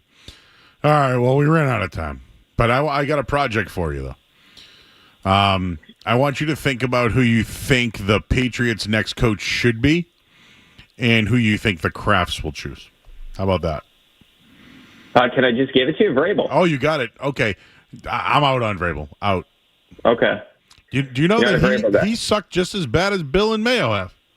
I know who you like, man. Dan Lanning, right? Dan Lanning's like my long shot. It's like a Brad Stevens type. You know, I remember when the Celtics got Brad Stevens and it was different and they built a program. The only other thing with Lanning, too, is he has been great with offensive line. Well, and this is where I agree with you on this, Joe, or I would support that hire, to your point, is when the NCAA has to change a rule because of you 2 days later, that means, like, this is like Belichickian type of stuff, right? Like, that was incredible that they had to change a rule 2 days later because of Dan Lanning. I'm with you. Like, I would be fine with that hire. I don't know. Maybe to me, it's just the Vrabel thing. The reason I pointed out is just like, I can't get over the fact that it was just Mayo automatically. And you actually had a guy that was a linebacker for the Patriots that won 3 Super Bowls and was a proven elite coach of the NFL. Maybe that's what it is for me. Just look up his last 24 games and look up the Patriots' last 24 games. Okay. All right. Just do that. Do those numbers for me, because you'll see that he wasn't any good either. Yeah, but also, like, they came in and took his team away from him. They traded away A.J. Brown. Who would trade away A.J. Brown? And he got multiple guys fired who were running the team, too. Yeah, well, I mean, look at that team now without him. Will Levis. Huh. Who's the GM there? Carthon? Yeah, who left who worse, Bill or Vrabel? That's a good point. I mean, how about Bill, man? This is incredible. I mean, I love Bill, the media personality. It's unbelievable. Yep, he's looking better by the day every day. The Crafts are looking worse every single day. He's Brian Barrett of The Ringer. Go check out his work. Check out his podcast. Brian will do it again. We don't have time tonight because I talk too much. All right, Joe. Thanks for having me. All right, buddy. We'll talk soon. He's Brian Barrett, everybody of The Ringer. We do have our Halloween show coming up. We got our stuff that we're going to do, but we have to go to break. I'm Joe Murray. Sports Hub headlines. All right, Patriots getting ready for the Jets this week. Injury report is out. Jonathan Jones, Daniel Quale on the list. Layden Robinson and Jaylen Polk out. Hey, college football right now.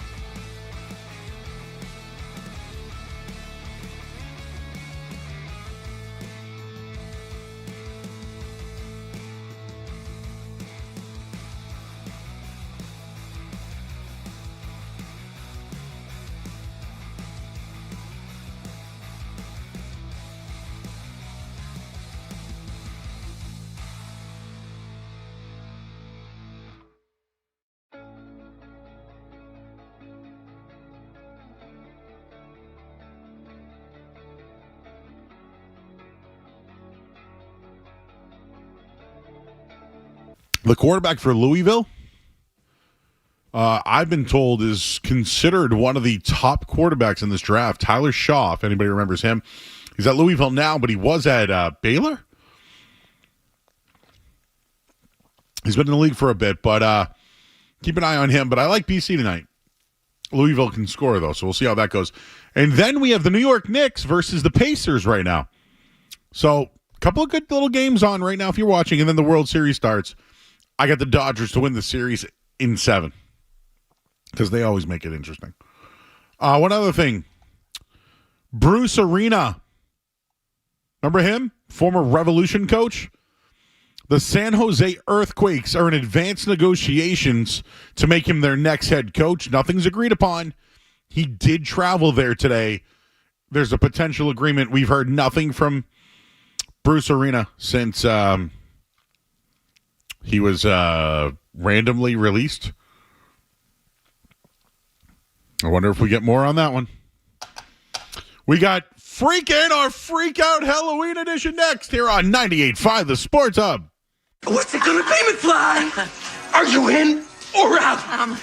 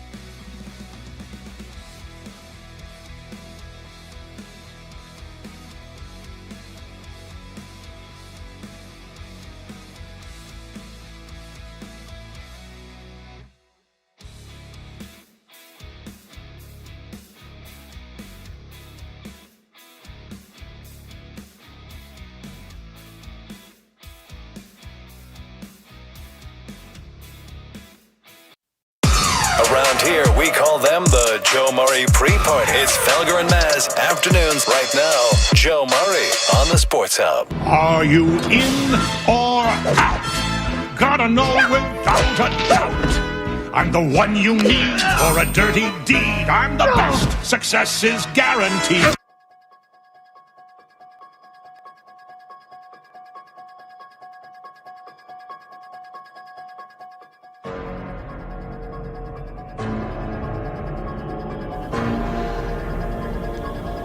Freak in or freak out? We'll have ourselves a freak off. Back here on 98.5, the Spooky Hub. I think freak offs are no good. Not allowed anymore. I don't think out on the freak offs. In or out. And I might as well just let you guys know that the following headline that we're not doing has been brought to you by Valvoline. It's an oil change. Enjoy quick and convenient vehicle maintenance this month. At NewEnglandOilChange.com, you'll get 15% off your next drive-through oil change at Valvoline. It's an oil change now open in Weymouth, Canton, Bedford, and Natick. Freak in or freak out? What do we have tonight there, Gaz?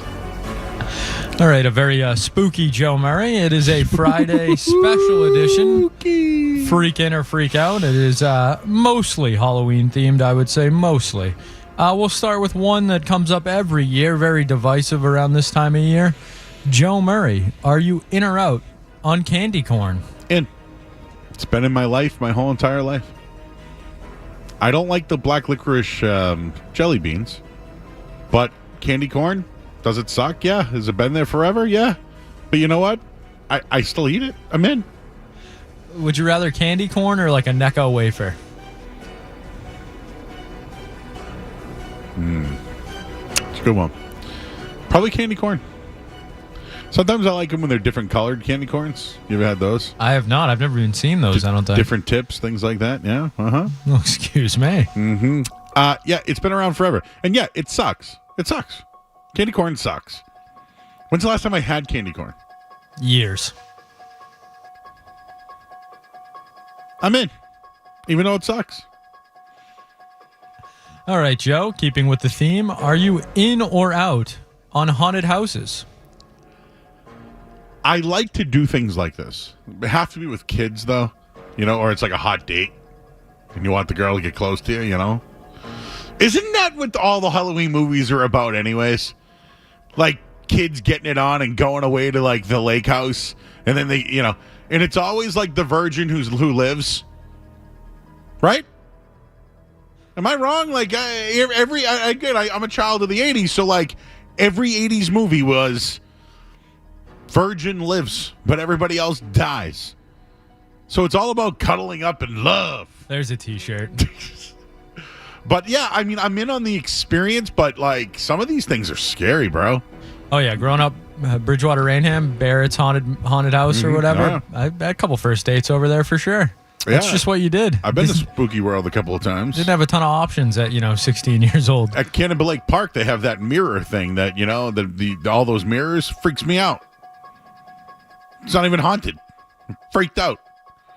And I live next to Salem, like woo Salem. Like I live next to it, and like I don't get the feels. But there's a lot of history there. So I'm in on haunted houses, but sometimes they can be a little paranoia. Have you seen these haunted houses where you like sign a waiver and the people can like touch you? I'm out on that. No, don't touch me. Yeah, out. I don't want touching. I don't want a ghost to touch me either. No touching. No ghost touching. It's like a ghost poop. Boo poo. Boo poo. Boo boo. All right, Joe. Another one that comes up quite often this time of year. Homemade trick-or-treat bags. Joe Murray, are you in or out? Situational here. Personally, go to CVS, buy the jumbo multi-pack, put it in a bowl, and hand it out. It's bare minimum. Now, if we're making homemade, Are we throwing some king sizes in there? You want that king size Butterfinger? Want that king size Three Musketeer? For the most part, just go old fashioned for me. But every once in a while, you give me a king size Nestle's Crunch. Oh, when's the last time you had a Nestle's Crunch? Love a good Nestle Crunch. I love. Little bunch of crunch too.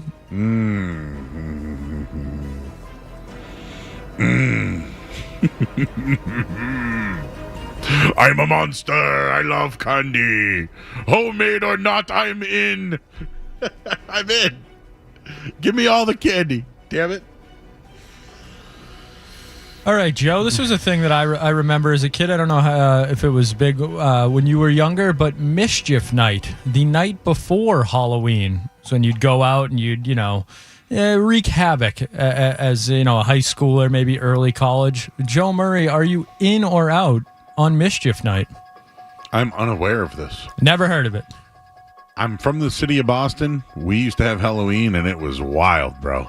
So it was like a big thing, like the night before Halloween, to go out and toilet paper, egging, something like that. Some things we might get to in a couple minutes. The night before? Yes. Where's all the fun on Halloween then? Hey, you just go to your Halloween party or whatever. When is it too early to have a Halloween party? I think once October hits, you're fine, but I'm out on like a late September Halloween party. Dude, it's still warm out. I got my grill going.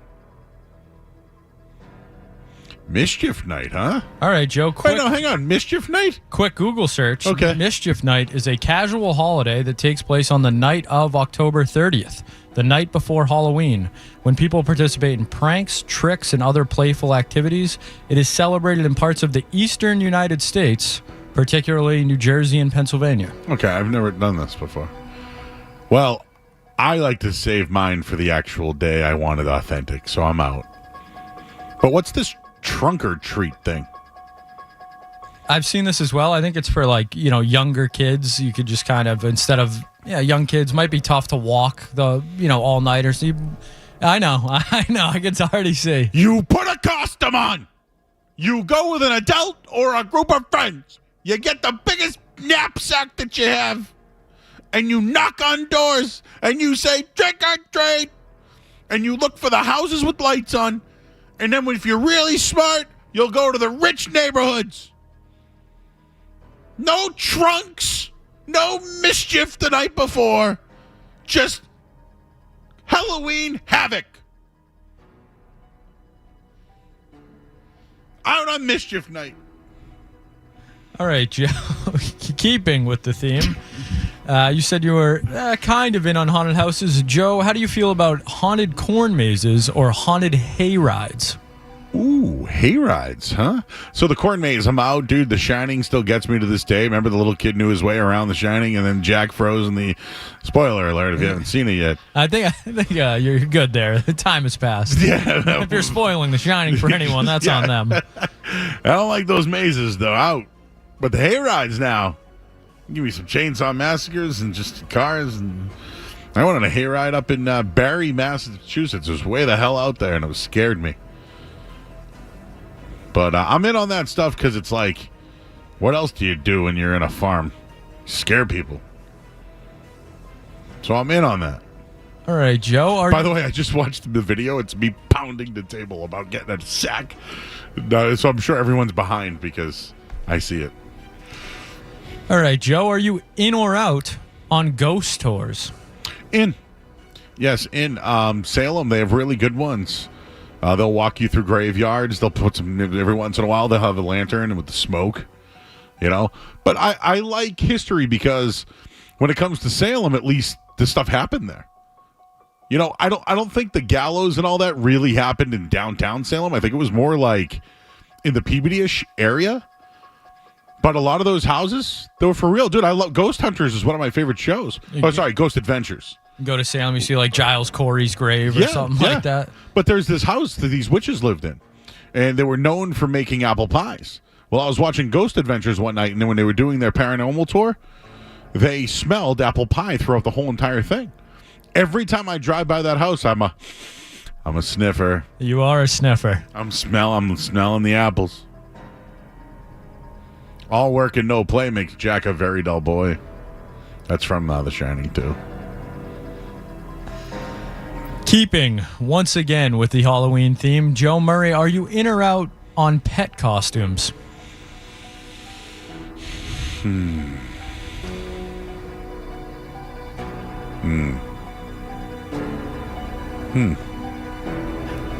What if it's like you dressing up with your pet?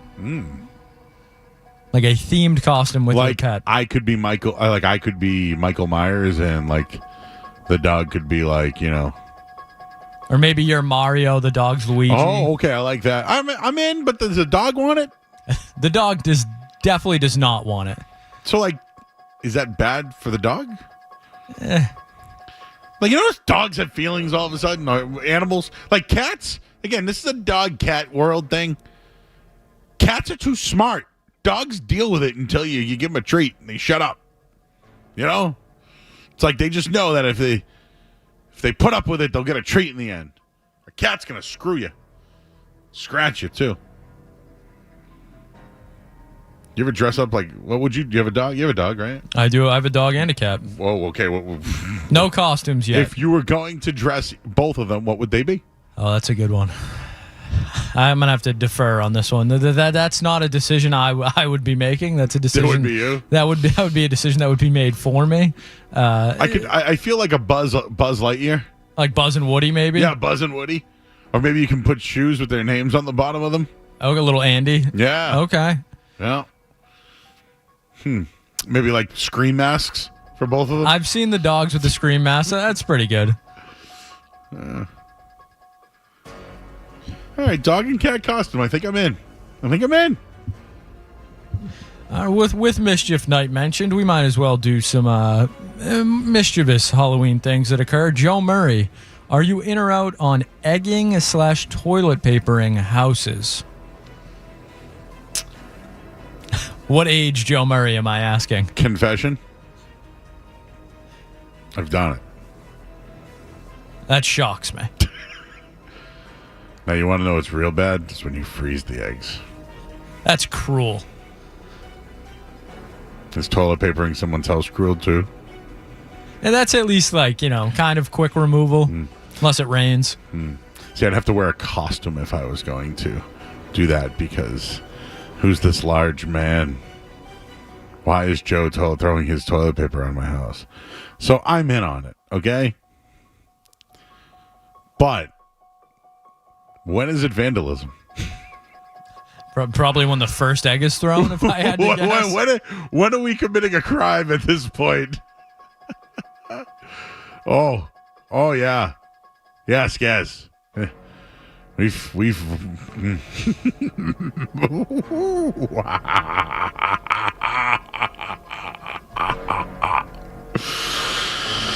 oh, the stories I could tell you all day. I'm in. Wow.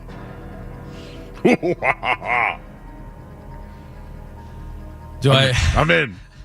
These are Joe Murray submissions. Okay, what do we got here? There's another one here that simply reads, light dog poop bag on fire. I don't want to ask Joe, but I'm required to. In or out? In. What you do is you get a brown paper bag and put some dog poop in it. I don't know if I can condone these actions. No bag. Just no brown paper bag. I was gonna say, you need a bag. No dog poop bag. Brown bag, poop. Okay, you put it on their porch. You light it on fire. You knock and you run. Because how do you get it out? How would you get out a dog poop fire bag on your porch? I know I'm not stomping on it because that's recipe for disaster. That's the only way to get it out. Maybe like an old trash can lid or something. You just throw it right on top. I don't know. Mischievous Joe Murray. Joey Murda. You've never done this stuff? Not the bagged poop, Joe. I know. Do you know where I learned that, by the way? Billy Madison. Because remember, the teacher was the Blob? Oh, yeah. Yeah. And it was always the neighbor would go outside in his underwear with his boots on. It's not Newman, but he looks like Newman. Yeah. But the guy would go out and stomp out the thing, and he'd be like, "Oh man, it's my boots! Not again! Not your boots!" And his wife's in the background going, "Don't stomp it on! Your boots smell like boot!" Sorry. Well, since we're on mischief, Joe, might as well ask this one as well. In or out on smashing pumpkins? You know what? I don't like it when people did it on my property. Oh, so you were a victim of this? I've been victimized of it. Could this be a Tales from the Ring? There's no. This is like back in the 99s, 2000s, taking over for the 99 and the 2000. Yeah, out on my house. You know what else? Those damn raccoons. They also eat those things. Those animals. They'll take your pumpkin and devour it. Then all of a sudden there's holes in it. See, I hate when people like ruin someone's Christmas lights. Out on that. That's out. Oh, I didn't even know that was a thing. Out. But like after Halloween, right? You talked about Mischief Night. Over under how many pumpkins getting smashed on Mischief Night? Over. Thank you. In on smashing pumpkins. And I told you about the bong pumpkin already, right? I am aware. My friend Chris, I don't know what the hell he was thinking. He bought the biggest pumpkin. He seeded took everything out and made it a giant gravity bong. And we all did it. What else we got tonight? Joe Murray, are you in or out on people leaving bowls of candy out for trick-or-treaters? Can't trust anybody with that. Because that's lazy. I did it one year. It was because I wasn't home, and I was like, just moved to the neighborhood, and I wasn't home, and I couldn't do the old... You know the first kid that showed up. No, I watched the video, though. They took it all.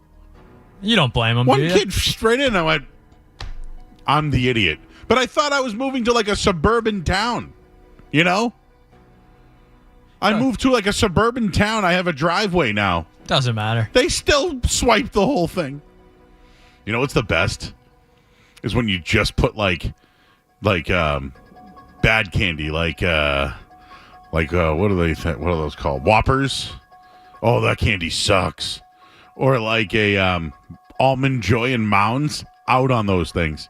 Those are the sucky candies. You know, just put a whole bucket full of suck candy. See who grabs that one now. I'll leave a whole bowl of... I'll buy the biggest bag at CVS. But all the bad candy that I don't want, I'll just put it in a bowl and leave it out. See who steals that one. Punks.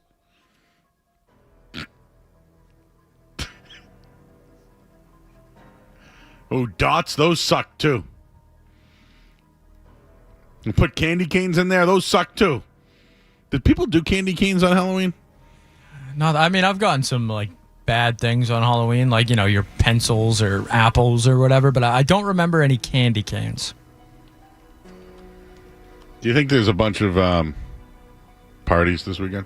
Oh, yeah. Big, especially college Halloween parties for sure. What about pretzels? Do you want pretzels? No. I want candy. I want stuff that ruins my teeth. What about like fireballs? You in or out on a fireball as a Halloween candy? Ooh, I think that's a bad candy.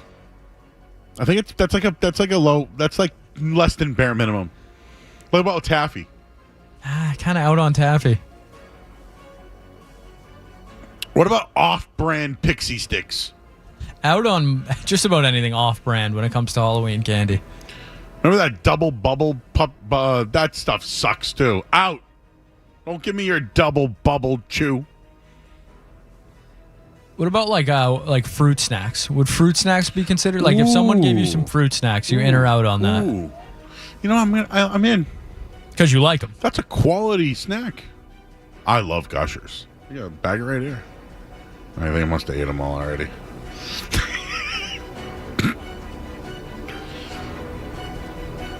Any more? I think that's just about all we have for Halloween. We do have a couple other ones, though. We have a wrestling one and a food one in very Joe Murray style. Give it to me. All right, Joe. It has been rumored that JBL could be making his return to wrestling. Joe Murray, are you in or out on the return of JBL? Do you know what JBL's finishing move was? I do not. The clothesline from hell. Oh, he's the guy that like legit clothesline people. Like he'll like spin you over. He'll like spin and you'll do like a spin. That's the one where like I've seen clips of it and I'm like, this like you can sell shots. These people aren't selling these. His clothesline. Well, I'm sure over the years he's learned how to. But he was smoking people. Yeah, yeah. I mean, he was the John Cena. Like him and John Cena were very, in for like a match. You don't want him like on full-time roster. Yeah, like no. Is he a gimmick? So he's not, because he's JBL. Like he's now a rich, like commentator investor who has his like political agenda, but in the ring he'll kick your ass. He's like 6'9". Seems to be a pretty decent guy from all accounts. I think so. I don't. Well, I guess you never know. He's respected. Yeah, but he's done like CNN and like money shows and all that kind of stuff. So I mean, he's not dumb, and he was a really good commentator. But he's been showing up to like random events, and he walks in and clotheslines somebody and just leaves. Love that, which is kind of cool.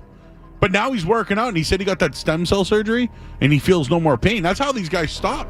Like Undertaker, he could have kept going, but his hip was like dislodged. Every time he walked, it was like, eroding his hip. You could tell just watching him walk around. So they put a fake hip on him, and now he can walk again. No pain. What was the last one?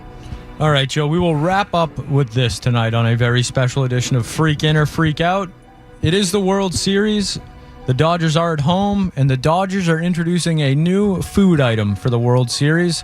They will have a deep-fried peanut butter and Nutella sandwich. It is made with Texas toast, peanut butter, hazelnut spread, bananas, and strawberries dipped in funnel cake batter and then deep-fried. Would you like that one more time? No, hang on. All right, so they're deep frying it first. Then they're going to put the whipped cream, Nutella. No. So they deep fry the sandwich after it's made, it looks like. So first they didn't do it. So it's a deep fried peanut butter and Nutella sandwich. It's made with Texas toast, peanut butter, hazelnut spread, bananas and strawberries dipped in funnel cake batter and deep fried. So they made it, and then they put it in batter and then fried it in. What can I dip it in? What would you dip that in? I want to dip it in whipped cream. What about maybe a strawberry That's kind of like a raspberry or strawberry or something. Something for that you put like a cheesecake, like you drizzle a cheesecake on. Something red. In on that. Fork and knife or no? It looks like you're gonna need a fork and knife. Do you need one of those things that hold it? You know what French fries are delivered in when you go out? It's just like this little platter thing. Sometimes you'll get a little basket too or something. Yeah, I love the basket with the tissue in the basket. Oh, yeah. In on that. I want my fries in that. You ever get a gyro? You know how they wrap it in that thing? Oh yeah. I want my deep fried whatever it was. Peanut butter and Nutella sandwich. Can we do better than peanut butter and Nutella though? Not a Nutella guy. No, I will. It's just that I can come up with better ideas. What would be Joe Murray's World Series sandwich? Deep fried? Deep fried. A whoopie pie, right? But the whoopie pie has the whipped cream, the strawberry, the chocolate frosting dipped in the pancake batter, then deep fried. So it'd be like a chocolate whoopie doopie. That's shame on me for thinking you were going to say an actual sandwich. I should have seen whoopie pie coming. What'd you think? I was going to make a bacon, egg, and cheese? I don't know, dipped in French toast batter, deep fried? Because I do that too. Peanut butter something, but no, I like the whoopie pie. You want me to get a cinnamon raisin bagel topped with bacon, egg, and cheese? Deep fried. With hollandaise? And I'll put corned beef hash on that bad boy and deep fry it. In. Little syrup? Yeah. Someone says Swiss roll wrap. What do you prefer, a devil dog or a Swiss roll? I like to lick the middle, so give me the devil dog.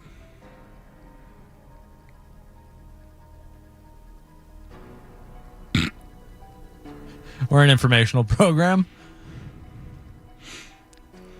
Remember Yodels? Oh, yeah. Devil dog. Put those in the fridge. You really want to get somebody on Halloween? Put some Charleston chews in the freezer. Have you ever seen the carameled onion? People will pass it off as a caramel apple, but it is actually an onion. Out! Oh, you want to get somebody on Halloween? That's a good way to do it. Out. Ooh, what about ring dings? In on the ring ding. Ooh, you got like a real competition, right? Sounds like an article to me, Joe. No, but just like the chocolate inner flavor. What was the one that Yankee Doodle? Yeah, there was a Yankee Doodle too. There was a like a Suzy Q. There was the Hostess cupcake. But I mean, there's so many competing chocolate. Were you a Casbar fan? Oh, gross! No. Snowballs? I've had many of a snowball in my life.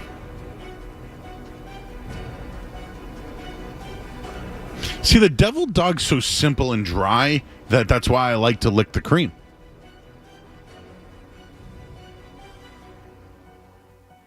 But like, guys, we could lay this whole entire like board here with just chocolate with filling brands of cupcakes or sweets. I don't know which one would be the best, but you know what would be great? If you blindfolded me and I tried them all. And then you gave me a score. Might need the intern for that, but that sounds like something we could do. Have Joe get in there and make sure, take care of everything, line up the food properly. Sometimes instead of the chocolate, I like the vanilla on the outside too. Like the best, for me, the best cupcake combos are always the Christmas variety. Always. Always. By the way, later tonight, we may be visited by Steven. All right. Should we go back to sports or just keep going? Yeah, we'll let the people decide. What do you guys think? It's a Friday night. What's in Joe's treat bag, somebody asks. Yeah, Joe, what do you give out for Halloween? I told you I go to CVS, but I like to do the I'm a Reese's peanut butter cup, Hershey's. Right? What's all that? What else is in there? Is there a Three Musketeer bar in there? What's the bag? But I'm out on like Good and Plenty and all. Good and Plenty suck. Out. What do you feel about Mike and Ike's? Out. They're fine, but I'm not going out of my way for a Mike and Ike. Nerds. I would take a nerd over a Mike and Ike. Ooh, what about Runts? I haven't had a runt in a long. Those are like the real hard ones, with right? Like the banana? I think I'm out on runts. Oh, good sugars.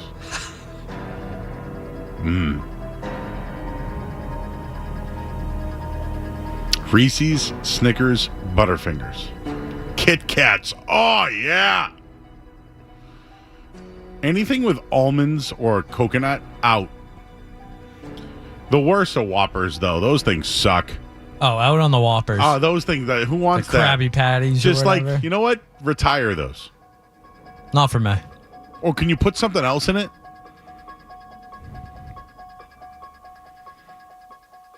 Okay.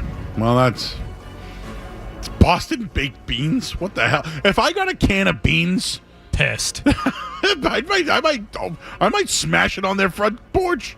I think you kind of deserve that if you're handing out baked beans.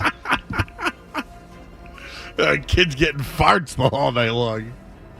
It's a punishment for the parents right there. Ooh, Starburst. Love a good Starburst. In. Starburst jelly beans, also pretty good. I love those. How do you feel about the like Harry Potter jelly beans that have like the dirt and the toothpaste and soap flavors? You're in on that? No. Oh, okay. Nope. But you know what I do? I like the Reese's peanut butter cup when they make them like a Christmas tree. Or like an Easter egg. Oh, yeah. The egg, for some reason, the Easter ones might be the best. Don't know why. They just hit differently, you know? Boston baked beans is an actual candy? No. Boston baked beans candy? No. Ooh, what's that candy that it looks like beans? I'm looking at Boston baked beans candy right now. They are candy coated peanuts. It looks like I've never seen these before in my life. They don't look good. No offense to the Boston baked beans, but they don't look good. No. Ooh, Pop Rocks. I used to put that in my soda. Explosions. Zebra cakes. Yeah, that's what I'm talking about. Them zebra cakes and the Christmas tree cakes. So good. Oh, the moon pies? I love. It's funny. Somebody asked me this recently. What's my favorite bakery good? There's two of them. Moon pies, chocolate and vanilla, and a cannoli with chocolate chips. I can't resist those. Cannolis? Oh. Dude, I love cannolis. Stuff those bad boys real good. Chocolate chips on the end. Put that little powder on it, too. We got to go to break. Freak in or freak out. It was a freak off. You're on 98.5 The Sports Hub. More Joe Murray coming up on the Sports Hub.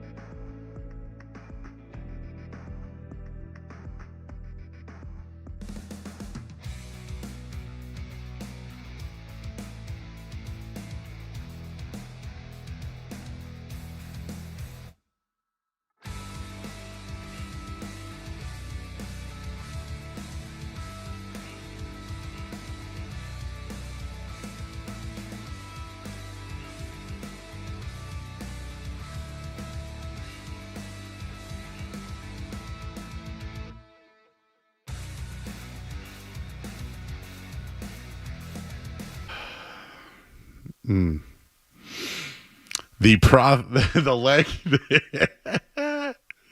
That's like Riz using like the bucket in his truck. You know. Hey Riz, what are you for Halloween? I'm a landscaper. I'm a the leg.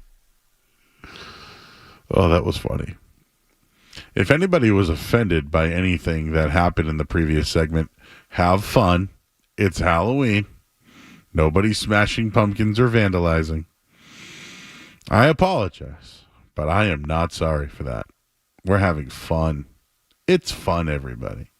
It's fun. BC's up 14-0 right now in Louisville. I probably should have saved that for the headlines, which we'll do right now here on 98.5 The Sports Hub. Sports Hub headlines. Yes, Boston College with a 14-0 lead right now over Louisville. That game in the second quarter. Big hits and a fumble! Recovered by the BC defense, number 15! Fumble! Fumble!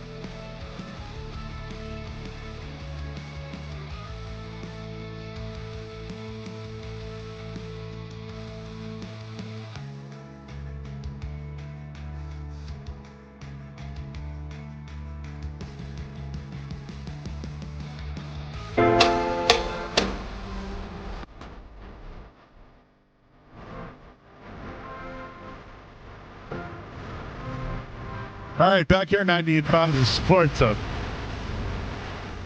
It's Friday night. If you want to call in, just call in. 617-779-0985. We have a rundown. I haven't even touched it. But I just got a tweet. I thought this was interesting. Epic candy breakdown from you guys. I've heard you can't tell Starburst flavors apart with no sight or smell. I feel like I know the pink. I feel like I know the yellows, guys. I feel like I know the red. But do I see it first?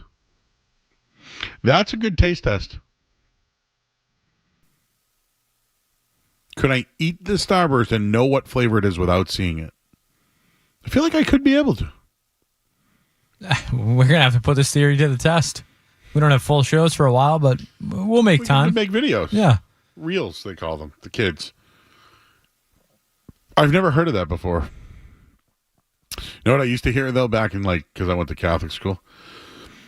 If you can unwrap a Starburst with your tongue, you're a good kisser. Is that from a movie? Thought it was a cherry stem. Oh, is it a cherry stem? You can tie a knot, I believe, or something like that. Okay, so again, mine was Starburst Catholic school. Yours was cherry. You know what I mean? It's just two different worlds right there. BC's up 21-0. Who saw that one coming, by the way? At the World Series, it's 0-0, and Alex Verdugo made an error. What a shame. Can I just quickly mention the Bruins because they're scary? They're the Bears. They're scary. They need to win tomorrow. Toronto's in town. Toronto coming off a bad loss themselves last night. I think tomorrow, if there's a loss, and there's, here's the deal, right? I think I saw this early, but Allmark's only given up 3 goals all year. Is that true? I gotta look that up now. I know he's been good. I don't know if he's been that good. I haven't seen it. The Bruins have given up almost 29 goals. They've lost their identity. They're slow. They let Tufte go today. My boy. Your guy.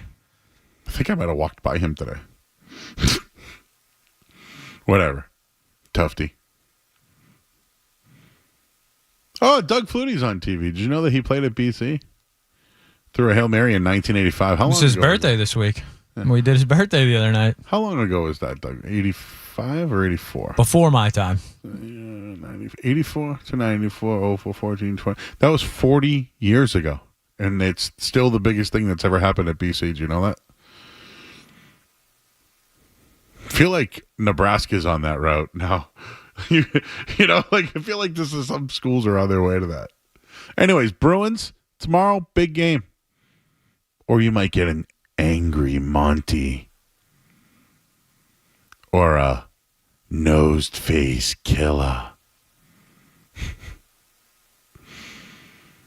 Or pasta. It's a Halloween show tonight. I'm being stupid. You know what's not stupid, though, is the musings.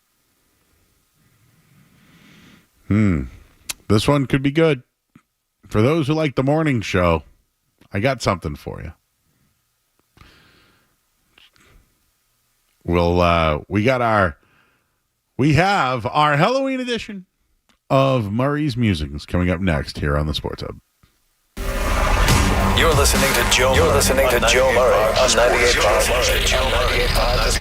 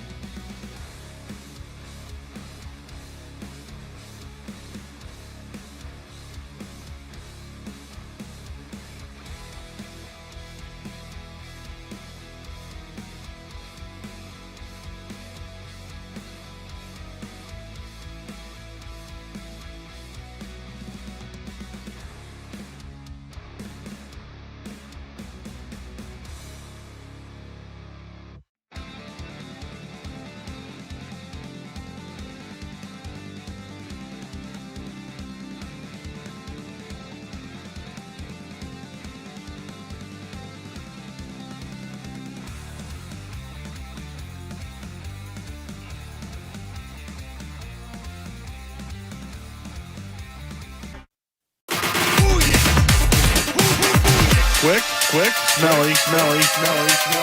It's Joe Murray on the Sports Hub. You to dig it up. Speaking of dig it up, dead bodies. You remember this one, right? I thought you were going to say Joel Embiid for a second. Oh, yes. Well, bookmark that He's one. doing a little digging himself. There's some digging going on, everybody. We'll get to that in a minute. But let's play an oldie but a goodie. This was a story about. I might have shared a story before that, I think I think you mentioned it at the beginning of this clip. Okay. all right. Let's take you back to a Joe Murray freak out one night here on the Night Show. I had a recent member of the family passed away, and the priest never showed up but still got paid. Here's the deal. When someone dies, embalm them.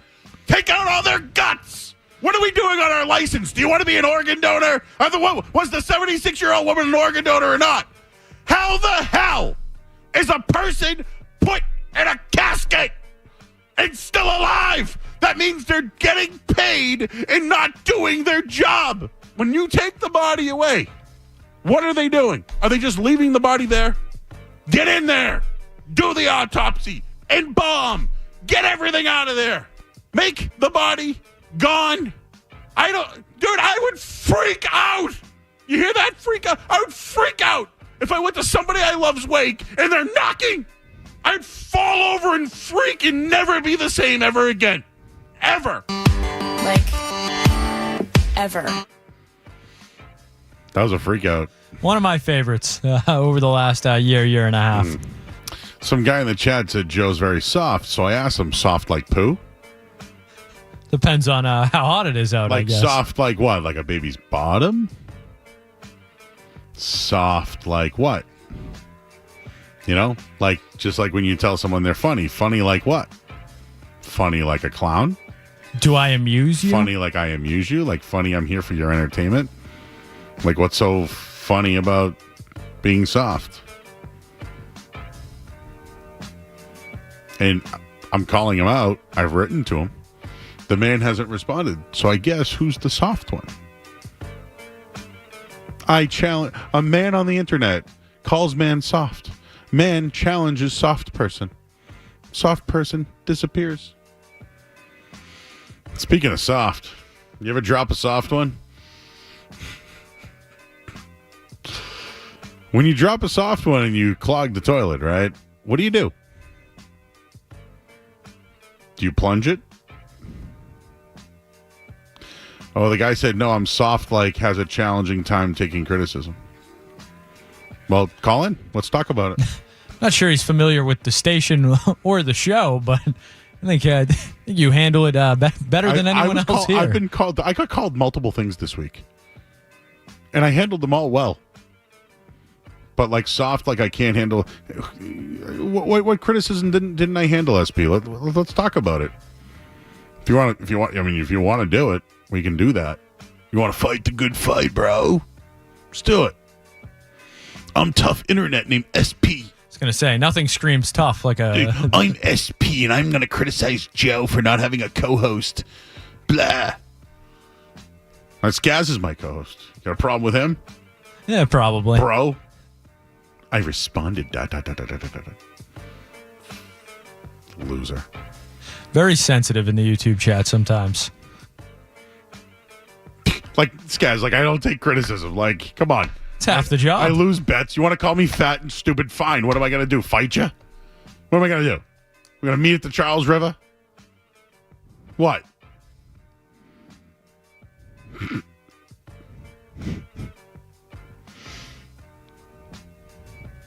Oh, I read the chat every single night. Where have you ever been in my life, bro? Like, you're just this new guy in our chat, and I'm talking about you. But me talking about you is a problem for you, but you're never here. So how the hell would you know? Anyways, so let's continue with the poop and the soft. Yes, Joe, I know the morning show played this, and it caught your attention. Once Stephen A. Smith was asked what he would do in that situation. At Greg, 1-667-693-5420. Stephen A. Smith. If you're at a friend's house and clog the toilet and there's no plunger, what do you do? Very, very simple. You close the toilet bowl. You call your friend and say, your damn toilet's clogged. I'm very, very sorry that I got some shit up in there, but you didn't tell me your toilet was going to clog. Do you have a plunger? If not, I suggest you go get one, because I didn't know I was going to clog the damn thing. I didn't know your toilet was going to work. My bad. But that's what happened. Okay? You ain't got no choice. What if you sit up there and just leave, and then they come into their house and they see you clog their toilet and you never told them? That's very rude. That's very rude, and it's very nasty. That's very rude, and it's very nasty. Didn't mean to keep the swear in there. So everybody on the stream. It was a very appropriate swear for the segment, I would say. It was a very appropriate swear, but we dumped it. So, what do you do when you clog someone's bowl?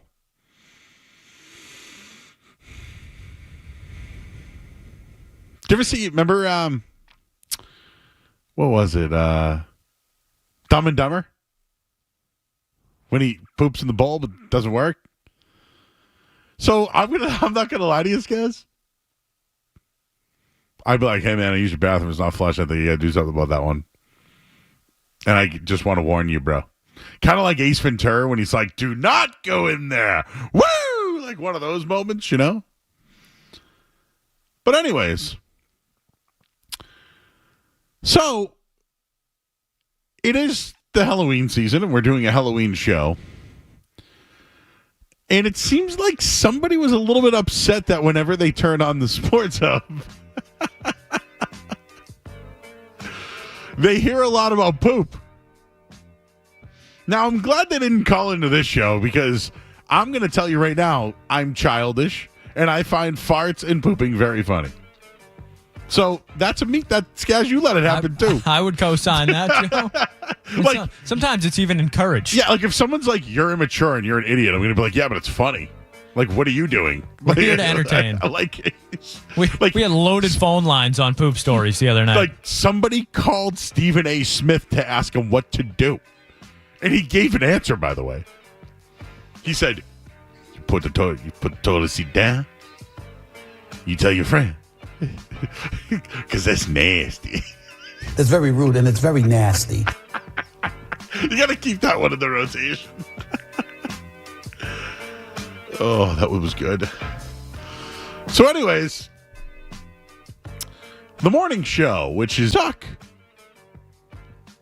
So can we start and pause? We'll let you hear the beginning of it. Here is a man upset with the Sports Hub for talking about poop.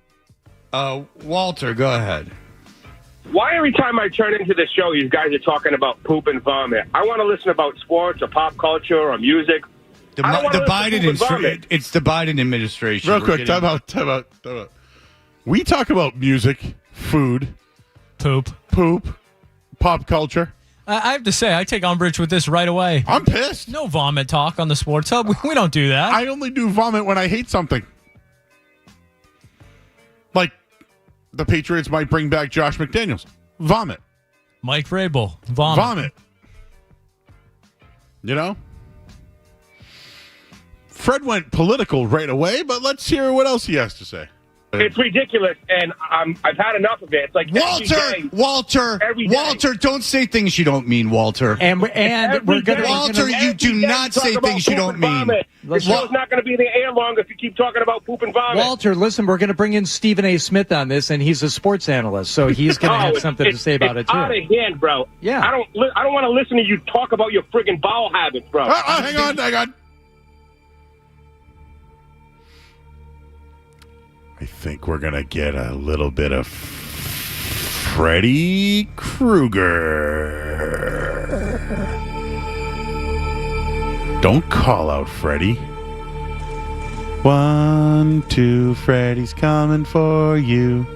3, 4, lock your door. 5, 6, get your crucifix. 7, 8, stay up late. Nothing like calling into the number one morning show in the market and telling them they're not going to be on the air long because you don't like their poop talk. Let's hear a little bit of Freddy Krueger. Weren't mine. It was someone in my house, for your information, Walter. If you're going to cast stones, at least know what you're talking about. Find something else to talk about. I don't know what else to talk about. All I know is poo.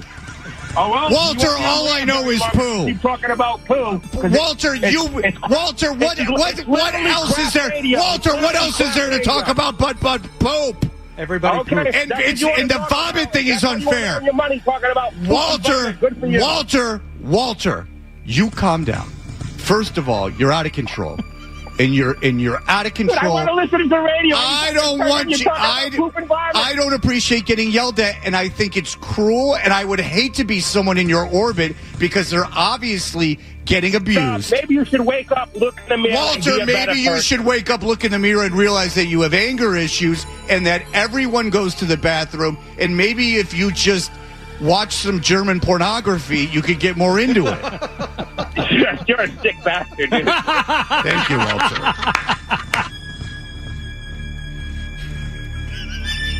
I think Fred handled that beautifully. I don't know if you can handle it much better, but I'm out on the caller. Anytime anyone says look in the mirror and be a better man because you're talking about poop, out on that. No moral high ground on the night show. That is way too much moral high ground there. This guy Walter doesn't understand. Freddie's going to get him in his sleep. This guy's going to think about calling into the morning show. Oh, this guy's going to be thinking about Freddie right before he goes to bed tonight. Probably for the next week, if I had to guess. Yes. When Fred leaves his dog out, you ever heard this story? Fred leaves his dog out. I was unfamiliar, but I did hear a little bit of this morning. Fred's dog's going to be out this guy's window barking. This guy's going to try to sleep, and it's going to be Fred's dog. Arf! Arf! Arf! Freddie. 1, 2. Freddie's coming for you. 3, 4. Lock your door. Why are we talking about the Patriots? Poop! Look in the mirror will definitely lead to more poop talk. What happened to the guy who called me soft? Where is he? You don't want to mess with Joey Murdoch. And Hardy. Waldick. Nick Gemelli feces. Reese's feces. Reese's feces. Candyman.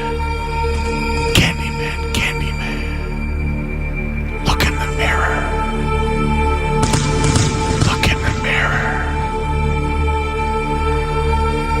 Someone has written, look in the toilet, is what they've written. Yeah, like people put messages on the wall, right? Or like, scream, you get a phone call. This one's, look what I left you in the toilet.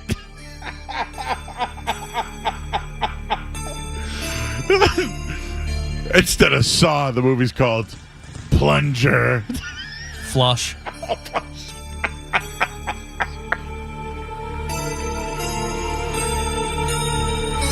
Boo. Poo!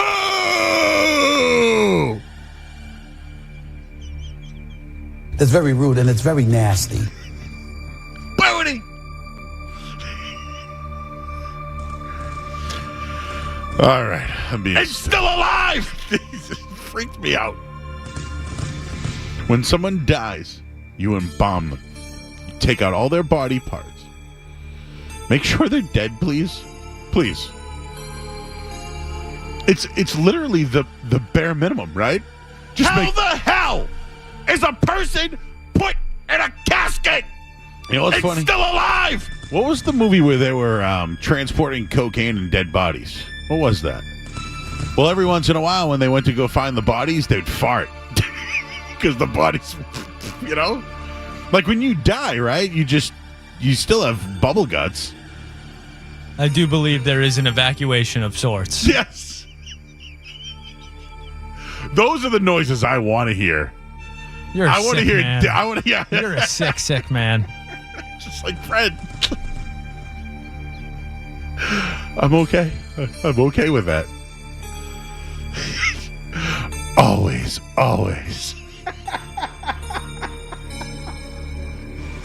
Okay. It's very rude and it's very nasty.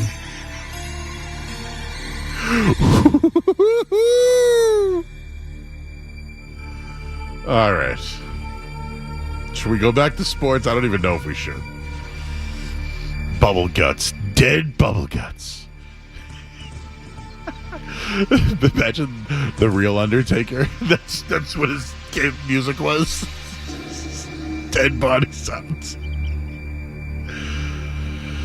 All right. Oh, was it American Gangster? Was that it? Yeah, they put all the dead bodies. They put cocaine in the dead bodies. That's how they were transferring them. They would make fart noises. Talk sports, man. I'm sick of poop talk. All you do is talk about poop.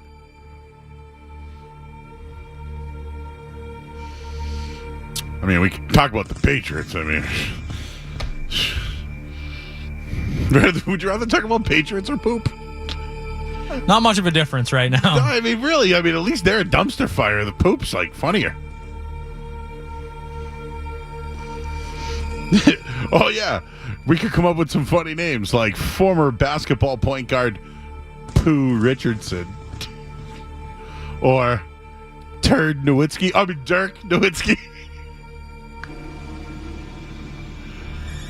Okay.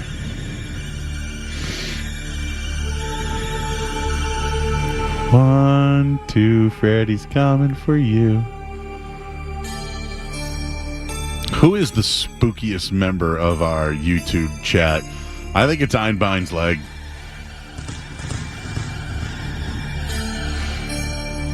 Can he go trick-or-treating?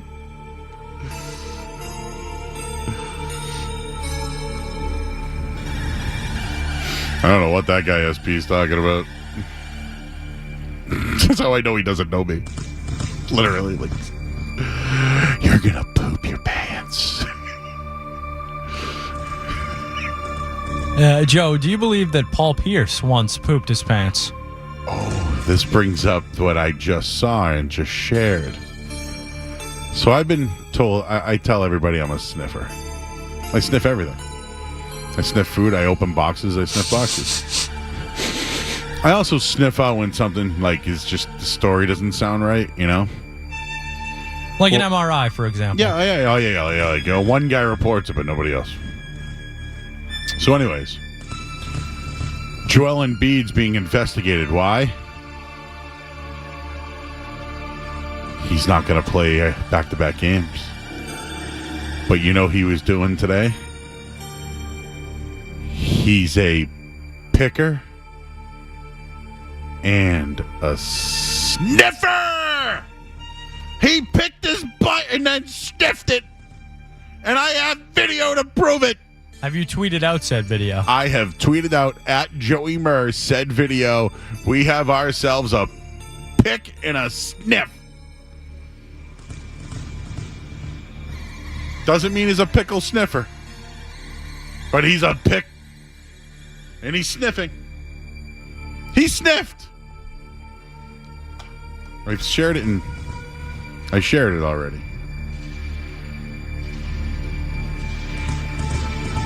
No, we can't do best horror villain. Again, who would win in the fight?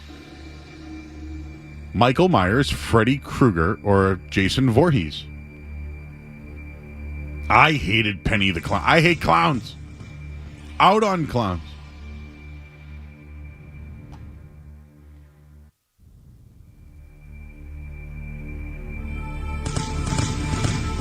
All right, Skaz. It's time to go to break. Poop break. You ever see the movie Outbreak? Maybe there'd be an outbreak of poop. See, I still think Freddy's the worst. You know why? Because he gets you in your dreams. You could be laying in a waterbed and all of a sudden you're in the waterbed drowning. Oh, what's the scariest food? I don't know if we have enough time for that. It's got to be like liver. My very poor first thought was deviled eggs.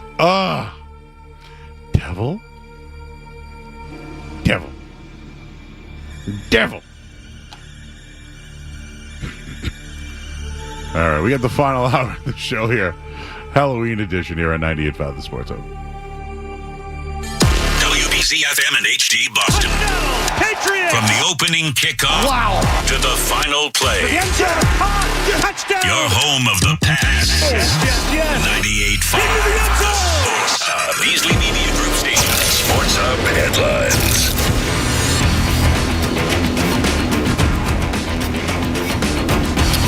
BC up 20-7 at halftime right now over Louisville. Shocker. At the World Series, no score in the fourth inning. Patriots are gearing up for Sunday's game with the Jets. They'll be without Layden Robinson and Polk. Also, Jonathan Jones on the injury report. And Tua Tagovailoa cleared to play this week. Headlines are brought to you by Safety Insurance, providing comprehensive coverage for your auto, home, and business. Ask your independent agent about safety. I'm Joe Murray. Next update soon. Start your day. Ooh, that's a good one. Work through your day. What's that thing we do at the end of the show? And end your day. I'm not giving you an opinion. I don't know. Right here. 98.5 The Sports Hub.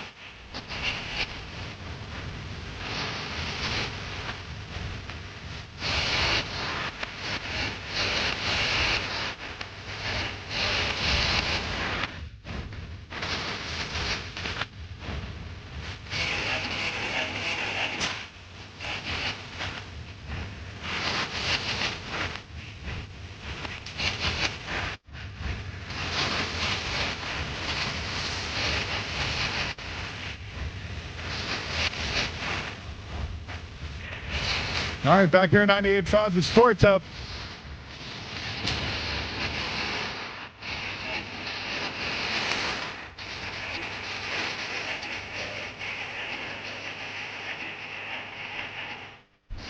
Somebody asked what's the most disgusting looking food. It's definitely salad or coleslaw.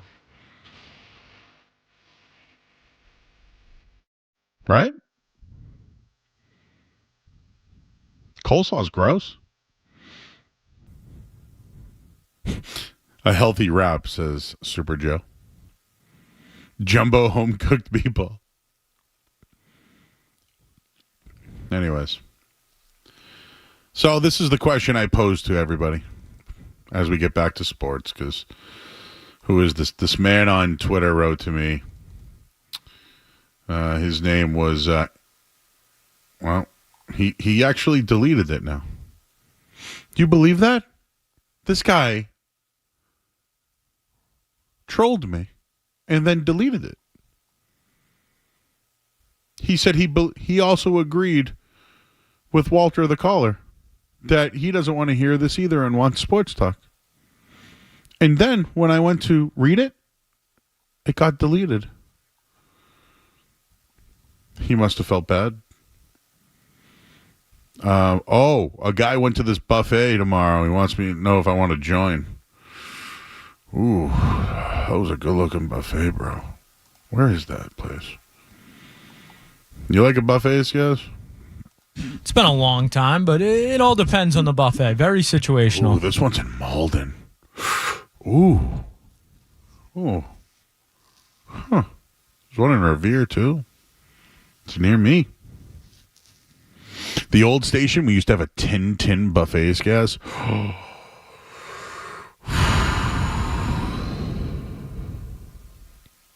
Do you ever take a buffet food to go? Can you take buffet food to go? I would think not. Why not? Oh, you could just stack up some plates and walk right out of there. Yeah, you mind if I get one of those clamshells to go, please? Like a to-go container. Oh. What'd you have for dinner tonight? Tonight I had a peanut butter and jelly sandwich. Pretty basic. This reminds me. I wanted to thank our friends over at Jeter. Oh, big time! Thank you, huge thank you. And listen to our fans. The Celtics obviously are your NBA champions, and well, there's special merchandise that has come out, and Jeter has a special pre-roll for the NBA champion Boston Celtics. And it comes in like a commemorative case with all the numbers of the players. It's beautiful. I'll share it on Twitter coming up in a little bit. But they also have excellent, like, wear. Like sweatshirts, jackets, socks, hats, hoodies, you name it. You have to check it out if you're a fan of the cannabis and the Celtics. It goes the green. It goes absolutely hand in hand, right? So the pre-rolls came out and they were sold in literally minutes. Minutes. But our buddy John flew out here from LA this week. Is in Boston. He was hitting up some of the local dispensaries. New Dia, Northeast Alternatives, Cannabis Provisions, and Garden Remedies. And you know what he did? Gave Skaz and I some swag. Very much appreciated.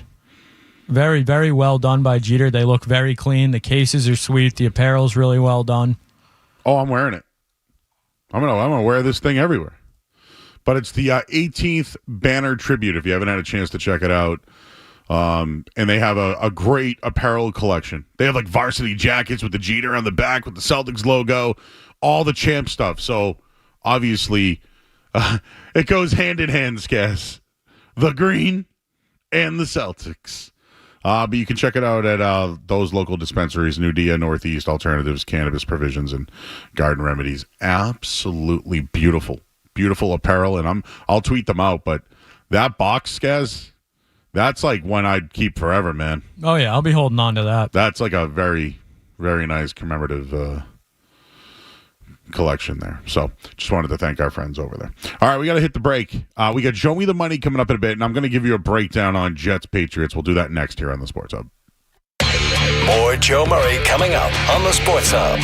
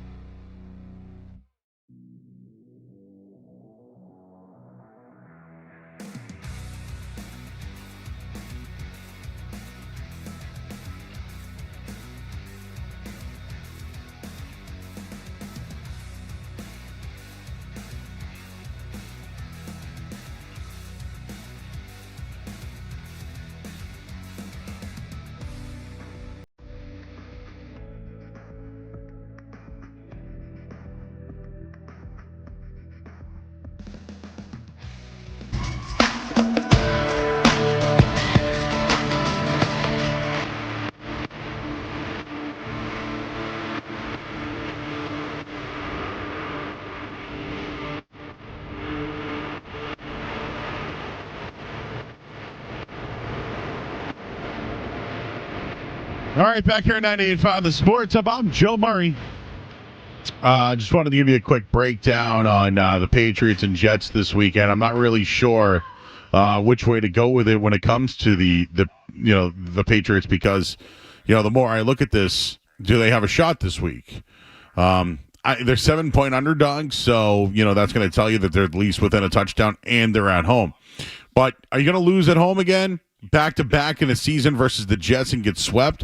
How does Drake May play the second time around, right? So all those things are there. They're on the table when it comes to, the Patriots this week. But at the same time, I don't know. What are the Jets? They're 2-5. Yes, they have a good defense, but their offense has struggled as well. So where do you go here? I still think the Jets are the better team and have the better defense, okay? So I'll kind of leave it at that. But breaking it down right now, I think Breece Hall should be able to run all over the Patriots. I don't think, Rodgers is just going to be able to throw all over the Pats. That's one area I at least stay at on that one. But if I'm picking a side this week, to me, it's Jets or nothing. But what have we seen from Drake May through 2 games? The things that we have seen from Drake May through 2 games is that he has big playability. He can get you 2 or 3 touchdowns a game. So he's going against a tough defense, Soft Gardner. I think I call him Soft Gardner? Sauce. Sorry, the whole soft stuff that's coming around. Sauce Gardner. And Hassan Reddick's going to make his debut this week. They blitzed the hell out of Drake May in the last meeting. I think they're going to continue to do that. Right now, I think the game might be close early on. You might see some pride in the team, but as the game goes, you're going to get play action by... I'm going to pick Devontae Adams to score a touchdown this week, guys. Devontae Adams to score a touchdown, Breece Hall over 100 yards. Patriots lose. Drake May throws for 2 touchdowns. I think the Jets win 24-16.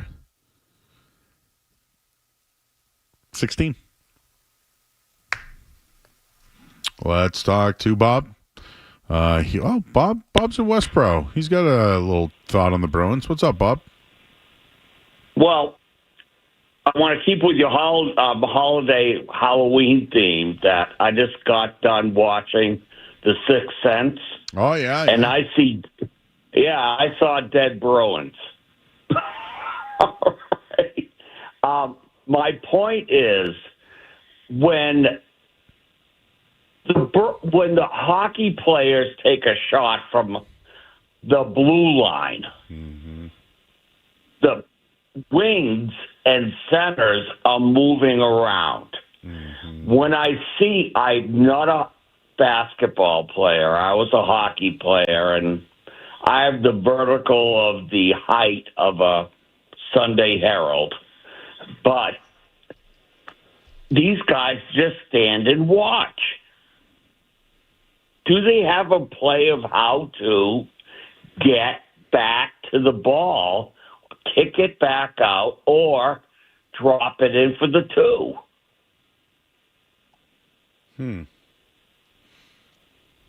What have you been doing tonight, buddy? Bob? What's the question? What have you been doing tonight? Watching Sixth Sense. Yeah. What was for dinner?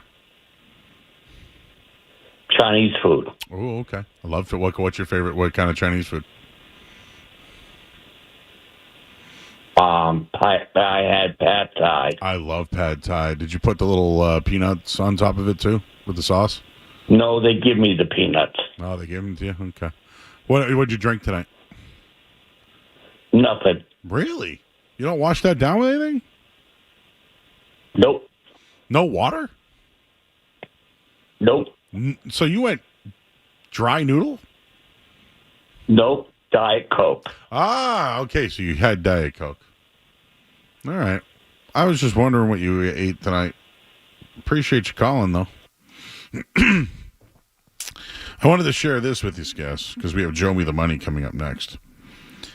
A mortician has reached out to me. Joe, I was listening, and I don't know if this helps, but I wanted to tell you some real things when it comes to being a mortician. You ready for this one, guys? I don't think so. Morticians tell me that dead bodies not only fart, they also poop. You know what else happens to them? They got erections. That's very rude and it's very nasty. Sources on the ground or in the ground.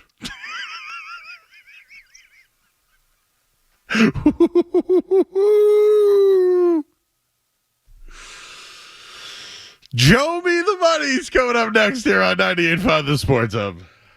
Sports Hub headlines. So tasteless tonight, Joe. So tasteless. Joe sounded like a cop. You're a cop. You're a cop. You look like...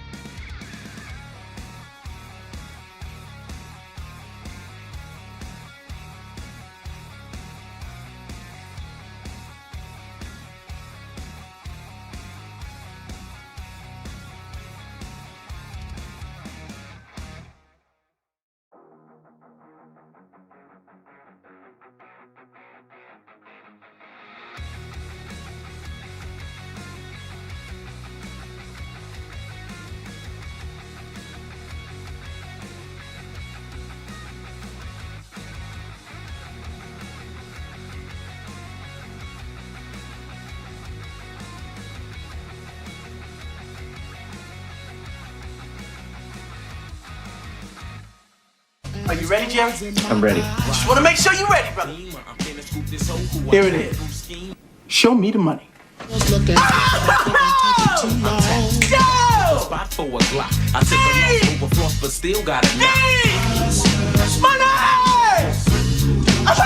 Jerry, does that make you feel good just to say that? Say it with me one time, Jerry. Show you the money. Oh, no, you can do better than that, Jerry. I want you to say it with meaning, brother. Hey, I got Bob Sugar on the other line. I better hear you say it. Yeah, no. Show you the money. Not show you. Show me the money. Show me the money. Yeah. Louder. Show me the money. That's it, brother, but you got to yell at me. Show me the money. I need to feel you, Jerry. Show me the money. Jerry, you better yell. Show me the money. Something.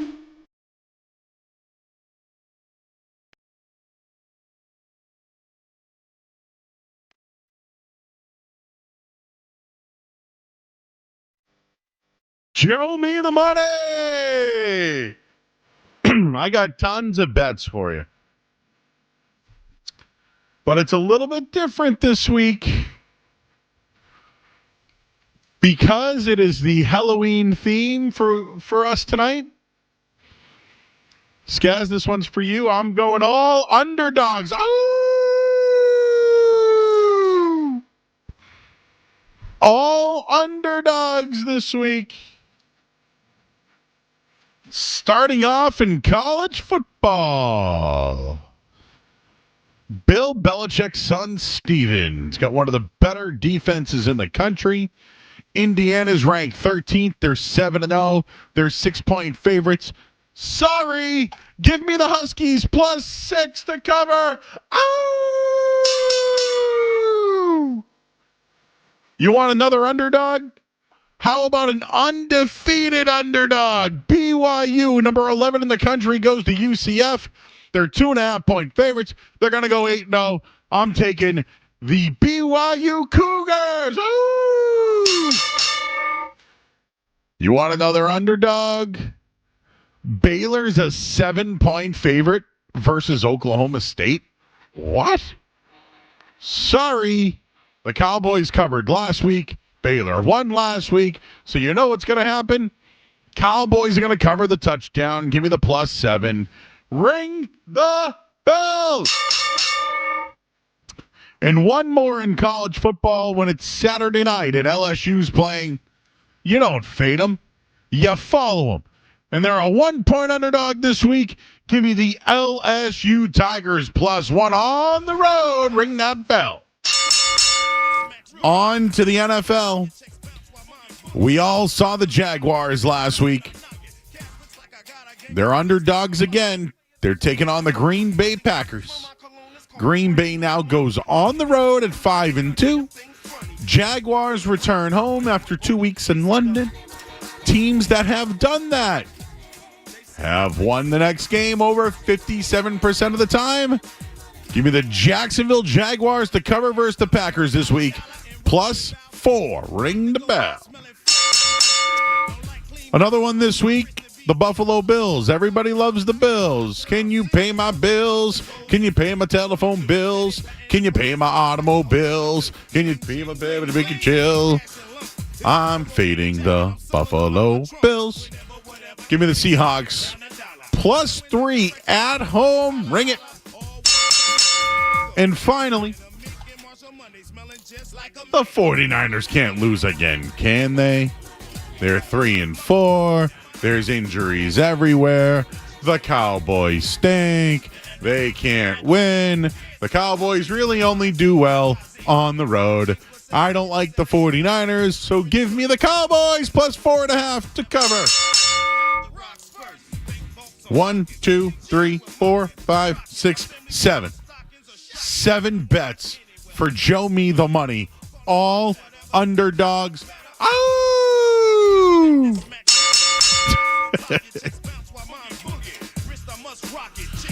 Oh, what a night, everybody. What a night. It's been fun. Nah, we're good. We're good. All right, you can let it go.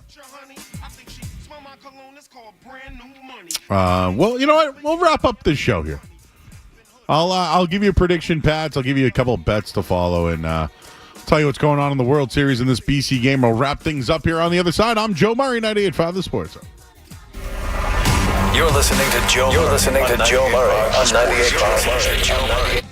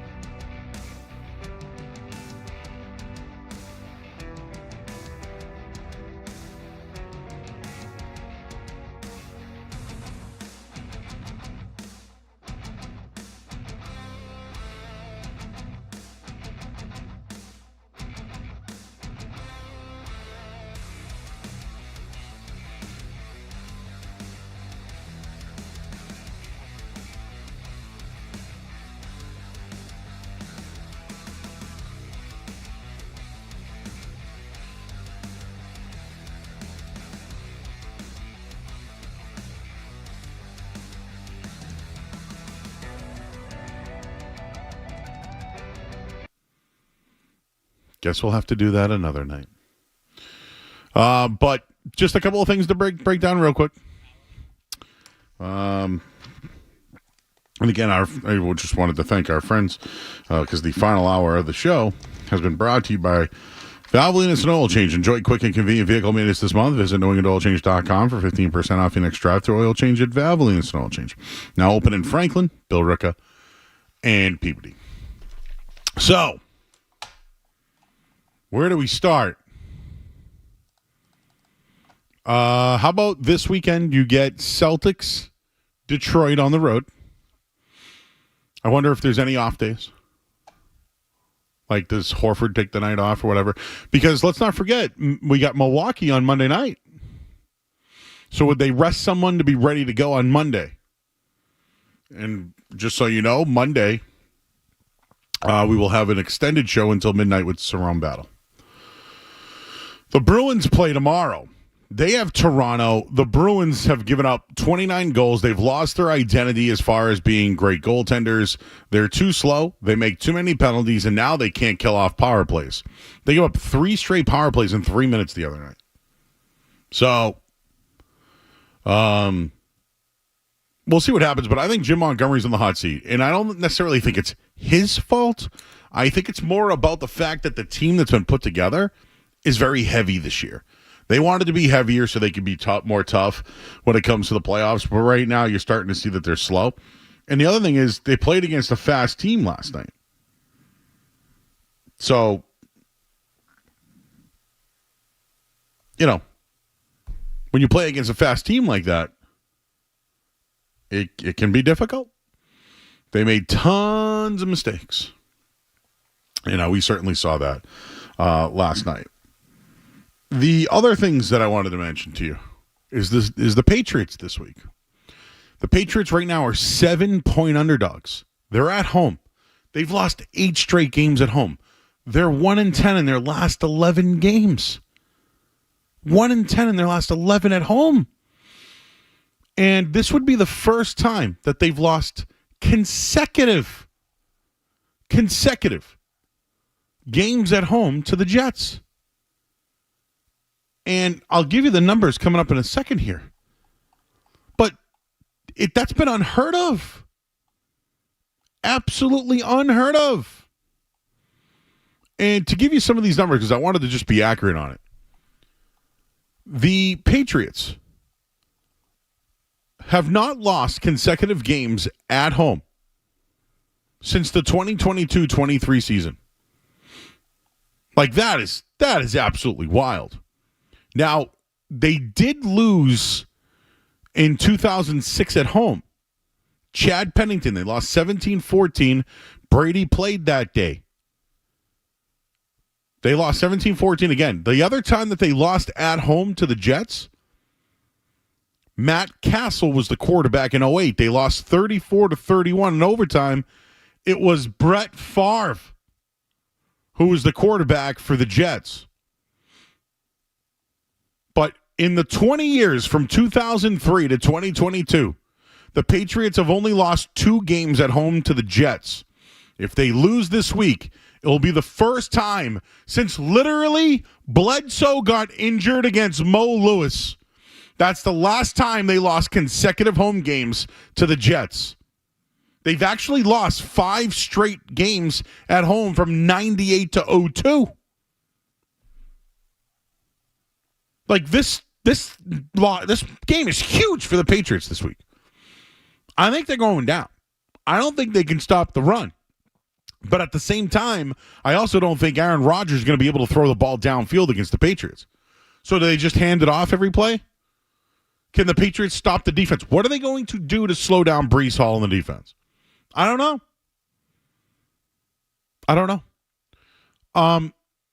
The 4 quarterbacks who have beaten the Patriots at Gillette Stadium since 2003, you got to hear these names.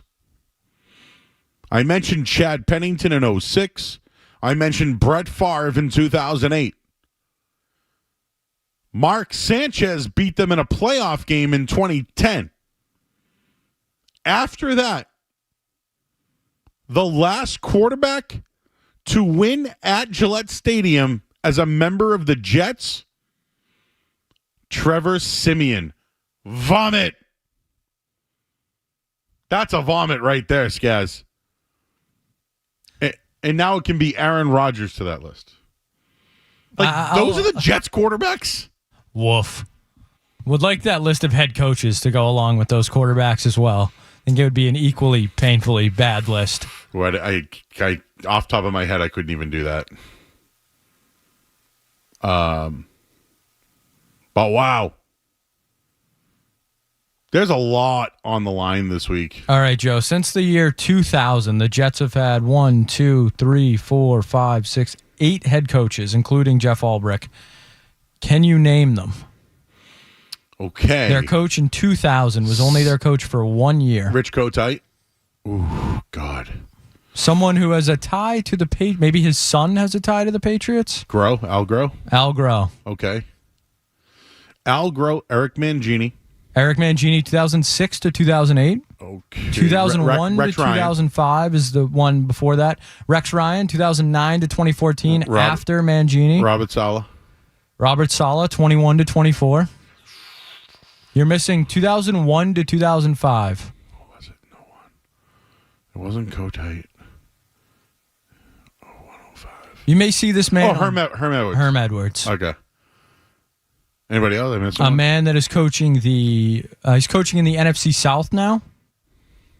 Was there for 3 years. Todd Bowles. A man who people thought was the Peyton Manning whisperer. Adam Gase. Oh, you remember that? Yeah, I forgot about him. And then, yes, Robert Saleh and Jeff Ulbrich. Not exactly a murderer's row of head coaches there. Would you rather any of them than Mayo? Maybe Rex Ryan, because Rex. he was okay, but still only a .479 winning percentage, which is... Herm could probably be a mentor for Mayo, I bet. So Herm, of coaches that coach for more than 1 year, Herm Edwards, highest winning percentage at .488. So none of the Jets head coaches since the year 2000 have had a higher winning percentage than .488. Woof. Woof. I should tell you, I got a text from Scott Zolak. He was the quarterback before Joe Bledsoe, and will be calling the game this weekend with Bob Sosi. King Philip won tonight, 45-7. That's a wagon. Do we know if Zoe's kid scored? Because I know he got his first touchdown the last time they played. 45-7. Who took the over in that one? Good job, guys. KP. That's what John Serenides was tonight, because we didn't have him on. So, congrats, Zoe and little Zoe and all the Zoes. And thank you, everybody, tonight for hanging out with us here. Thank you for the Halloween edition. And by the way, the one thing that got the most traction tonight on my Twitter, someone asked me what my go-to meal was at the 99. I said gold fever wings and fries, and it got everybody in an uproar.